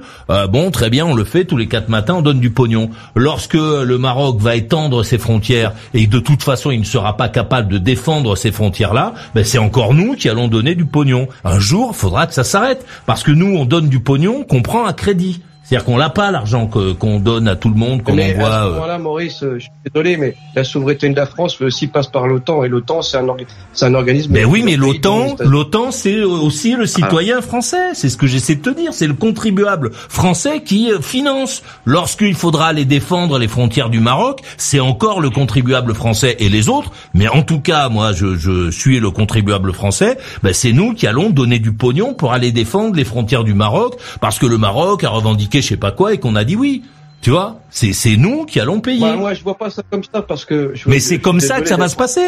Oui, mais tu vois, tu le vois comme ça, mais moi je. Mais oui, on vient de payer c'est le contribuable français. Si, absolument. Toi, tu ne le sais pas, toi, Kader. Mais je te le dis, je te donne l'information. C'est le contribuable français qui vient de payer avec ses deniers, avec son argent, le TGV qui a entre Tanger et je sais plus, j'ai oublié l'une des autres villes importantes du Maroc. C'est nous qui payons. Alors très bien, le Maroc, maintenant, ils ont le TGV, et puis ils vont continuer à avoir le TGV, mais c'est nous qui finançons.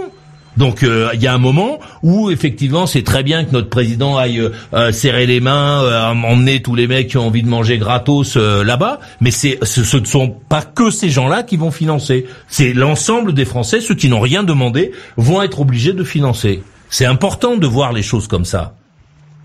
C'est une façon. Il y a un angle comme ça, mais il n'y a pas que cette. Mais ce n'est pas un angle, c'est la vérité, Kader. Ce n'est pas le Maroc qui va se défendre. Tu le sais bien. Alors attends, si tu me permets, depuis 1975, le Maroc n'a jamais fait appel à la France pour défendre le Sahara occidental. Jamais. Donc, elle a construit des villes. Il demandait à tout le monde, hein. Il demandait pas qu'à la France. Attends. Elle a mis en place des villes, elle a mis des infrastructures en place sans avoir eu l'aide. Parce que le Maroc, c'est quand même Hassan II à l'époque qui a fait cette démarche. Elle n'a pas demandé à la France de venir lui donner un coup de main. Au contraire, puisque c'est que récemment que Macron a donc décidé que le Sahara... Mais de toute façon... Mais non, mais de toute façon, ce sont les Espagnols qui défendent les frontières du Sahara espagnol du Sahara, de la frontière Sahara du Maroc. Ce sont les Espagnols qui le font. Ce sont pas les Marocains.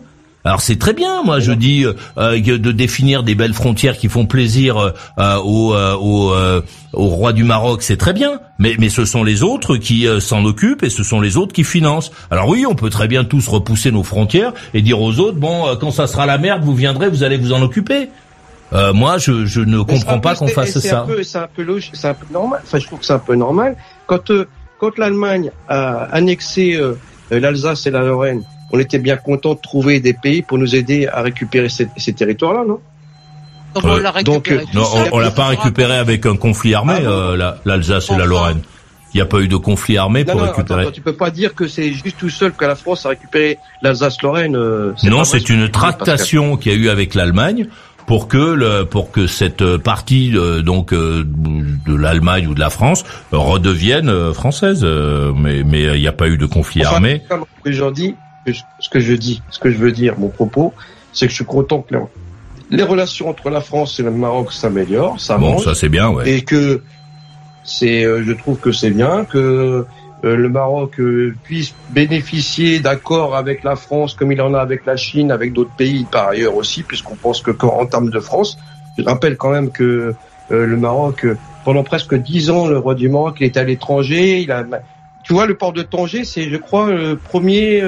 Tanger est devenu l'une des premières villes de construction, de fabrication de voitures. Alors effectivement, il y a Renault, tout ça, mais ça devient un des plus gros producteurs de voitures. Et Tanger devient un des plus gros ports d'Afrique. Donc il y a quand même un travail qui a été fait. Alors évidemment, tout n'est pas encore terminé. Le Maroc, c'est encore un pays jeune, à l'état où il a été laissé en 56. Mais je trouve qu'il y a des changements et je trouve que ça va dans le bon sens. D'ailleurs, quand tu écoutes Retailleau, quand je l'ai écouté tout à l'heure, il m'avait pas l'air d'être emmerdé par la relation avec le Maroc. Il était bien contre. Ah ben non, puisqu'ils sont allés pour se rabibocher, donc il va pas être, alors qu'il est là depuis 15 jours, il va pas lui faire le malin. il va pas aller, surtout qu'on sait pas combien de temps il va rester. Moi, la seule chose que j'espère, en fait, c'est qu'ils arrivent à dire au Maroc, qu'il rentre dans son PIB tout ce qui ressort de la culture du pavot ou de je sais pas quoi, enfin de toutes les drogues qui déferlent sur la France et qui passent, et on le sait, essentiellement par le Maroc, qui vont leur dire que c'est bien gentil d'engraisser leur PIB, mais qu'on va peut-être pas encore en plus avec tout ce qui se déverse chez nous, les meurtres, toute la mafia qui fait par là, et qu'en plus on va encore pas leur donner de l'argent pour faire ça, parce que ça suffit quoi, parce qu'on paye à tous les étages là, hein, vraiment. Et là, je pense que s'il y a une chose, c'est l'émigration et arrêter de financer des narco-États qui rentrent dans leur PIB de la culture de la drogue. Ça, je pense que c'est le premier point. Moi, il y a que ça qui m'intéresse, en fait, tu vois, même avant tout le reste. Alors, à ce moment-là, non, mais je suis d'accord, je vais dans ton sens. Alors, il faudrait faire en France des lois très restrictives par rapport à ça, parce que il n'y a pas de commerce, il n'y a pas de clients. Donc, mais là, on parle de relations de Maroc-France. Moi, je pense qu'il y a une chose qui doit être dite. Enfin, je veux dire, ça fait partie de leur PIB. Je veux dire, mais on devient fou, là. Aujourd'hui, t'es dépassé, t'es complètement dépassé. Aujourd'hui, les plus grandes drogues qui font du carnage et qui sont en train de déferler sur l'Europe, c'est la cocaïne, c'est des drogues de synthèse, c'est le fentanyl qui est en train de débarquer en Europe. C'est ça aussi. Je ne dis pas qu'il n'y a pas d'autres drogues, je ne pourrais pas dialoguer sur ce qui se fait ou pas, mais en attendant, je trouve que c'est très violent de savoir qu'un État se nourrit dans son PIB en cultivant de la drogue et en la faisant déferler sur toute l'Europe. Moi, je suis désolée, ça me dérange. Après que tu dises qu'il ne faut pas que les gens l'achètent, peut-être, mais c'est quand même un État qui vit là-dessus. Mais bien sûr, comme la France, même le hashish, c'est quelque chose, ça fait pas. Il n'y a pas 100 ans que ça existe, le hashish. Non, mais la France ne cultive pas le hashish pour le faire déferler sur l'Europe. Non, aujourd'hui, c'est du CBD. On ne prend pas de ce que je dis, là. Non, aujourd'hui, c'est du CBD. Aujourd'hui, tu vas dans un bureau tabac, on te vend du CBD. Alors, on te dit, tu as le droit de l'acheter, mais tu n'as pas le droit de le consommer. Parce que tu es en train de prétendre que tout ce qui vient du Maroc, donc en matière de drogue, hashish, puisque ça a l'air d'être ça, ça ne devient que du CBD et que ça n'alimente pas les trafics. Je répète, je dis qu'il faut s'attacher à avoir une politique restrictive à l'égard des drogues, ça je suis d'accord, mais ça veut dire qu'il y a beaucoup d'autres drogues. Je dis pas que le Maroc n'est pas un État qui fabrique, qui produit du hashish. Je dis que c'est un produit qui est fabriqué depuis des centaines d'années, depuis des siècles, que aujourd'hui déferle comme d'autres drogues. CBD, c'est de la drogue, puisque ça c'est vendu aujourd'hui, mais t'as pas le droit de le consommer. Mais c'est vendu avec des entités, avec des établissements. Tu as le droit de le consommer, il n'y a pas de THC dedans. Tu regarderas effectivement ce qui a marqué dessus. Moi, j'ai pris le temps de regarder ce qui avait marqué sur l'emballage. Hein. J'ai demandé à voir l'emballage. Tu regarderas ce qui est marqué dessus. T'achètes ça en pharmacie ? Non, dans les bureaux de tabac. Il y en a en pharmacie aussi, des produits à base de CBD, pardon. Il n'y a pas de le CBD THC qui est la molécule. Dans les bureaux de tabac. Ouais, mais dans les pharmacies aussi, hein. Non, mais tu penses pas que c'est quand même un dialogue que la France pourrait avoir avec le Maroc? Le cannabis thérapeutique, pour ton information, j'ai à côté de pas loin de chez moi. Le cannabis thérapeutique, ce n'est pas la même chose que le CBD. Attends, laisse-moi finir. Ne me coupe pas, s'il te plaît. Le cannabis thérapeutique médical, c'est, alors je vais te donner une information, il vient pas du Maroc, il vient des États-Unis. Oh. Et comment tu sais ça? Et ce n'est pas du, c'est une personne qui atteint CBD, c'est du cannabis thérapeutique. Elle me pose une question. Donc je te réponds, Pascal, parce que je connais une personne qui est malheureusement qui a des problèmes de dos et qui va tous les mois récupérer avec une ordonnance médicale de l'hôpital un produit qui vient par les droits, par la douane, par tout ça. Et je sais, puisqu'il y a l'année dernière, il y a eu un problème sur les douanes. Elle est restée pendant 2 mois. Et j'ai dit pourquoi. Elle m'a dit ça vient des États-Unis. Donc moi je veux bien. Donc ça veut dire que si ça vient des États-Unis sous forme médicale, ça veut dire que ce qui vient du Maroc, ça vient sous quelle forme alors? Ça vient sous toutes les formes. Ça vient sous les formes clandestines, évidemment. Mais je te dirais que comme beaucoup d'autres choses, comme la cocaïne qui déferle sur l'Europe, elle vient aussi par des conteneurs, par des moyens fallacieux, et que le problème, il n'est pas comment ça vient, c'est qui le fait venir. Non, mais c'était l'utilisation qui m'intéresse là. Parce que si effectivement il y a des choses qui sont admises et qui sont, alors si ça relève du médical, je pense que c'est passé par les fourches codines de tout ce qui se passe en France, où je sais plus quel est l'organisme qui contrôle tout ça et qui dit oui c'est accepté en tant que médicament ou sous base d'acceptation en pharmacie. À quoi sert ce qui vient du Maroc? Oui, c'est ça ma question. Ils ont une autorisation mise sur le marché, mais le cannabis thérapeutique, ce n'est pas le CBD, c'est pas pareil, c'est le cannabis avec du THC thérapeutique. C'est-à-dire que l'usage que l'on en fait est thérapeutique. Et ça, c'est très contrôlé. Oui. Ce que je veux dire, Pascal, c'est que je suis d'accord avec l'idée de lutter contre les drogues. Moi, je suis complètement d'accord avec ça. Mais ça veut dire que quand tu vois ce qui se passe en France, pour la France, le trafic généré, c'est quand même, tu te poses des questions quand même. Comment on n'arrive pas à fermer tout ça, à arrêter tout ça? Pourquoi on n'arrive pas à arrêter tout ça? Oh. Oui, je veux bien qu'un pays produise. On ne parle même pas du Maroc. Disons que il serait de l'autre côté, en Suisse, que les plaines suisses n'étaient que des champs de cannabis. Il y a bien un moment donné où c'est des gens qui vont consommer ça. On va dire oui, la Suisse, mais la Suisse devient un producteur, un produit qui est forcément illégal en France, mais il y a des gens qui consomment cette illégalité en fait. Eh oui, on va y réfléchir. Oui, mais ça change pas le problème des relations qu'il y a entre la France et le Maroc. Oui. Parce que ça, c'est autre chose. On va y repenser tout à l'heure. Parce qu'ils ont été patients. On va écouter Patrick et Lily à Ipswich au Royaume-Uni. Bonsoir à tous et à toutes. Allez, on est revenu remonter la tête ici pour voir comment ça se passe. Ça. Et moi, deuxième jour de mes vacances, Maurice, ça se passe super bien. Bon. Comme je t'ai dit, là, je suis en train de recharger les batteries au maximum après avoir travaillé comme un... Bon. Là, j'ai pris presque 1 an, en fait, sans vraiment de vacances. Hein. J'ai pris juste une seule semaine au mois de... C'était au mois d'août. Non, juillet. Ouais, fin août. J'ai pris une petite semaine. Et donc, j'en profite un peu. Ouais, je me couche assez tard. Et bon, je me réveille assez tard aussi. Donc, j'en profite un petit peu, quoi. Ça fait du bien. Ça fait vraiment du bien, quoi, de remettre les pendules à l'heure. Et ça, c'est... Ah non, c'est une semaine avec la bouffe, là, celle-là. C'est une semaine où on mange. Une semaine, je suis à la maison, Maurice, donc bon, j'essaie pas trop... Alors, qu'est-ce qu'on a mangé ce midi, par exemple, et ce soir?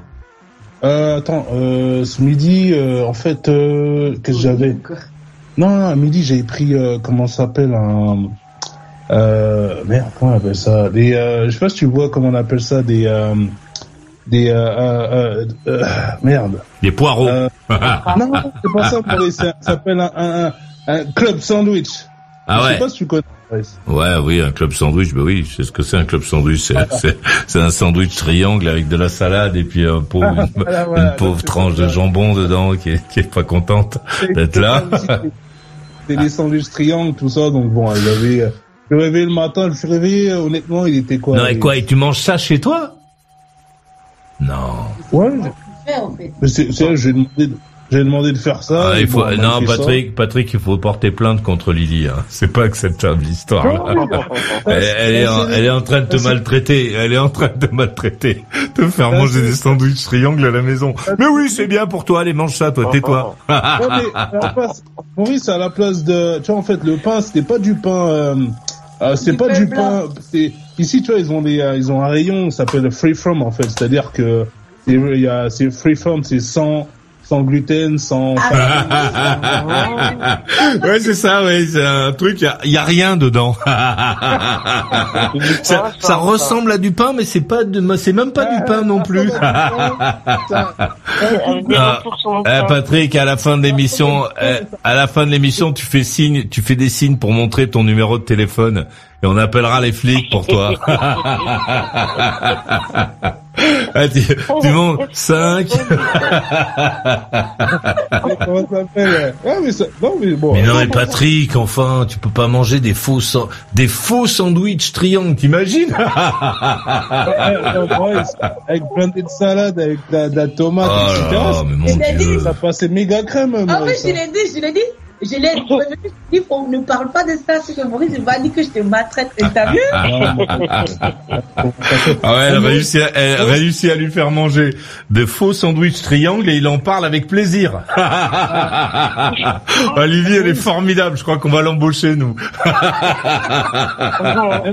Maurice, il faut souffrir pour être beau, Maurice. Disons, ouais.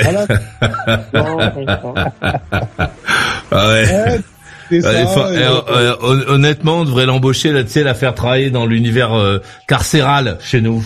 Les mecs qui seraient contents d'être en prison, ils se diraient ouais, c'est vrai qu'elle a raison, on est super. Moi, je parle plus à personne dehors. Les mecs qui rendraient leur téléphone, la télé, tout ça, ils auraient rien à foutre. Non, c'est vrai, Lily nous a convaincus, on est bien. Moi, je dors pendant toute la journée. Ouais, ça.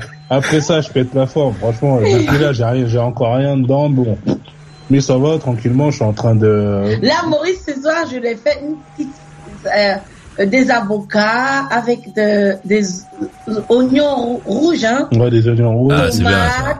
Et comment on appelle sweet du corn, maïs. Du maïs. Parce que ce qu'il faut savoir, c'est que Lily s'occupe aussi de Nicolas de Wavre en Belgique. Lui, il est plus avancé. et bientôt, Patrick lui aussi sera allongé. Je dirais, mais Lily, il est où, Patrick? Ah, ben il est allongé, il était fatigué ce soir. Il est formidable. Mais Maurice, il y a un truc que je voulais savoir, en fait. Ne rien faire, c'est fatigant, Maurice. Je sais pas, je ne fais rien, mais je sais pas, je suis fatigué. En plus, tu sais jamais quand t'as fini, quoi. Et pas mal. Ne rien faire, vraiment, c'est, je trouve, t'es là toute la journée, bon, j'étais là, bon, le temps prenait son temps. Mais, t'as qu'à repeindre les volets pendant que t'es là. Tu repeins les volets le matin. Les volets de la maison, tu repeins les volets. En Angleterre, il n'y a pas de volet ici, il n'y a pas du tout de volet. C'est un problème. Oui, tu repeins, mais non, mais tu repeins les fenêtres, je sais pas quoi, tu refais le carrelage de la cuisine. Moi, je veux qu'il travaille trop dur, mon amour. Donc, il faut qu'il se repose. Même aujourd'hui. Mais non, mais se reposer, c'est faire autre chose que ce qu'il fait habituellement. Mais rester comme un glandu posé sur une chaise à manger des faux sandwichs, des faux club sandwich, il va sauter par la fenêtre. Non, tu repeins le salon, je sais pas moi. On a fait tout ça l'année dernière, on a refait le sol et compagnie. Même pas. Le jardin, arrange le jardin, fais un jardin. Je sais pas, un jardin à la française, tu fais un beau jardin. On a un jardin, etc. Mais bon. Ouais, je sais pas, t'achètes une boîte de polish, tu poliches la bagnole à la main, je sais pas, faut faire quelque chose, faut pas. Des aromatiques. Ouais, moi je pourrais pas rester à rien foutre. Allongé, au fait, parce que... mon Dieu. Tu peux lire aussi, Patrick, c'est pas interdit, tu sais, c'est moins fatigant, mais c'est pas mal. Mais tu peux pas lire toute la journée, que tu lises, oui. Voilà. Ah ben, il va pas prendre les volets toute la journée non plus. Non, mais justement, c'est pour ça, il faut faire un peu de lecture, un peu de peinture des volets, un peu de polish de la bagnole, faire des choses, quoi, parce que faut rester là comme ça, non, oui. Là, c'est sûr que... Pascal, c'est intéressant. Je le fais lire et je le fais écrire. On a un petit journal, et toute la journée, les enfants, que ce soit les enfants et nous, c'est un truc que j'ai décidé de faire. Au moins, dans la journée, il faut écrire une page. On écrit une page de notre journée, ce qu'on ressent, elle est formidable, ce qu'on a fait. Oui. Donc, alors qu'est-ce qu'on écrit qu'est-ce qu'on a le droit d'écrire? On écrit tout, on parle de ce qui s'est passé dans notre journée, ce qu'on a ressenti, ce qu'on a aimé. On peut pas. Est-ce qu'on a le droit d'écrire un truc sur la politique, par exemple? Tout ce qui vous vient en tête, Maurice. On a le droit d'écrire un truc sur la politique. Non, tout ce que vous voulez. Et c'est une page. Est-ce qu'on a le droit d'écrire 10 pages dans la journée ou est-ce que c'est une page max? Bon, moi, ce que j'ai dit, quand je disais une page, c'est 2 pages, comme ça, au fait. Ouais. Mais on peut pas en écrire 4 ou 8. Ouais, est-ce qu'on a le droit ou pas? Mais non, c'est pour connaître la règle. J'essaie de savoir. Si vous avez plus de choses à dire, vous pouvez. Mais c'est un bavard, Maurice. Ah ouais, moi, si tu me donnes un truc pour écrire, machin, surtout si, moi, je pourrais pas rester sans rien foutre. Mais si je devais rester comme ça, oui, moi, j'écrirais le bouquin en entier, là, j'écrirais tout le carnet, moi, dans une journée. Et comme il a dit, Julie, il voulait juste se reposer, on est resté au lit dans la journée. En fait, on regardait des séries qu'on aime ensemble. On était dans la chambre et notre petit garçon, le dernier, devait aller se coiffer. Et Jordan, il est en vacances aussi de l'école puisque c'est les vacances. Il était là, Destiny était là. Elle a fait sa part de ménage, laver la douche, aspirer tout. Et Jordan, il a emmené le petit aller se coiffer. Donc, c'est-à-dire qu'on a traîné. Je voulais qu'on aille courir un peu, aller marcher un peu mais on a traîné. Mais franchement, ça nous a fait énormément de bien. Maurice, il y a des semaines, j'arrive à là où vous parlez, c'est des 35 heures. Il y a des semaines, j'ai tapé des 70 heures, Maurice. Hein. Ouais. 7 sur 2 jours, hein. C'est-à-dire, on n'a pas, moi, minimum, une journée ici, si j'ai de la chance, c'est 10 heures. 10 heures, ça m'arrive de faire des 12 heures par jour. Et voilà, quoi. Mais bon, vu que je suis moi, en fait, c'est, une fois que je suis lancé, je ne sens pas vraiment la fatigue. En fait, je suis vraiment, là, je suis dedans, je fais, je me plains pas. Mais après, c'est quand j'arrête, en fait, que là, je ressens vraiment, une espèce de fatigue qui me vient, qui m'assomme. Et bon. Et le corps aussi, là, je commence à sentir à peu près les séquelles de tout ce que j'ai fait, Maurice, parce que c'est assez physique ce que je fais quand même, tu vois, Maurice. Hein. Donc, là, comme ça, demain, on se laisse un peu aller, mais demain, on va dans un petit coin, relax, j'ai trouvé un bon petit coin. Et comme les enfants sont en vacances, mais Jordan, il travaille, mais il commence à 18h. Et Destiny, elle est là, elle ne travaille pas, elle commence vendredi. Donc, c'est bon, donc ils vont être avec les petits. Donc, demain matin, à partir de 9h, on est dans un petit coin, dans un petit spa. On va passer toute la journée là-bas. Donc, j'ai préparé notre petit sac. Le petit son triangle. Maurice, ces Chicken Club ici, ils sont trop bons, Maurice. Ah oui. Moi, j'ai mangé encore un filet mignon ce soir. Je peux dire que ça, c'était bon, mon pote. Filet mignon. Filet mignon avec des patates. Ouais, si je te raconte la sauce, tu vas tomber dans les pommes, Patrick. J'en doute pas. Et bon, je compte mes calories. Je compte mes calories, Maurice. Oh non, attends. Maurice, quand même. C'est pas comme si je le force, un bébé. Je le force pas. Non, tu le menaces juste.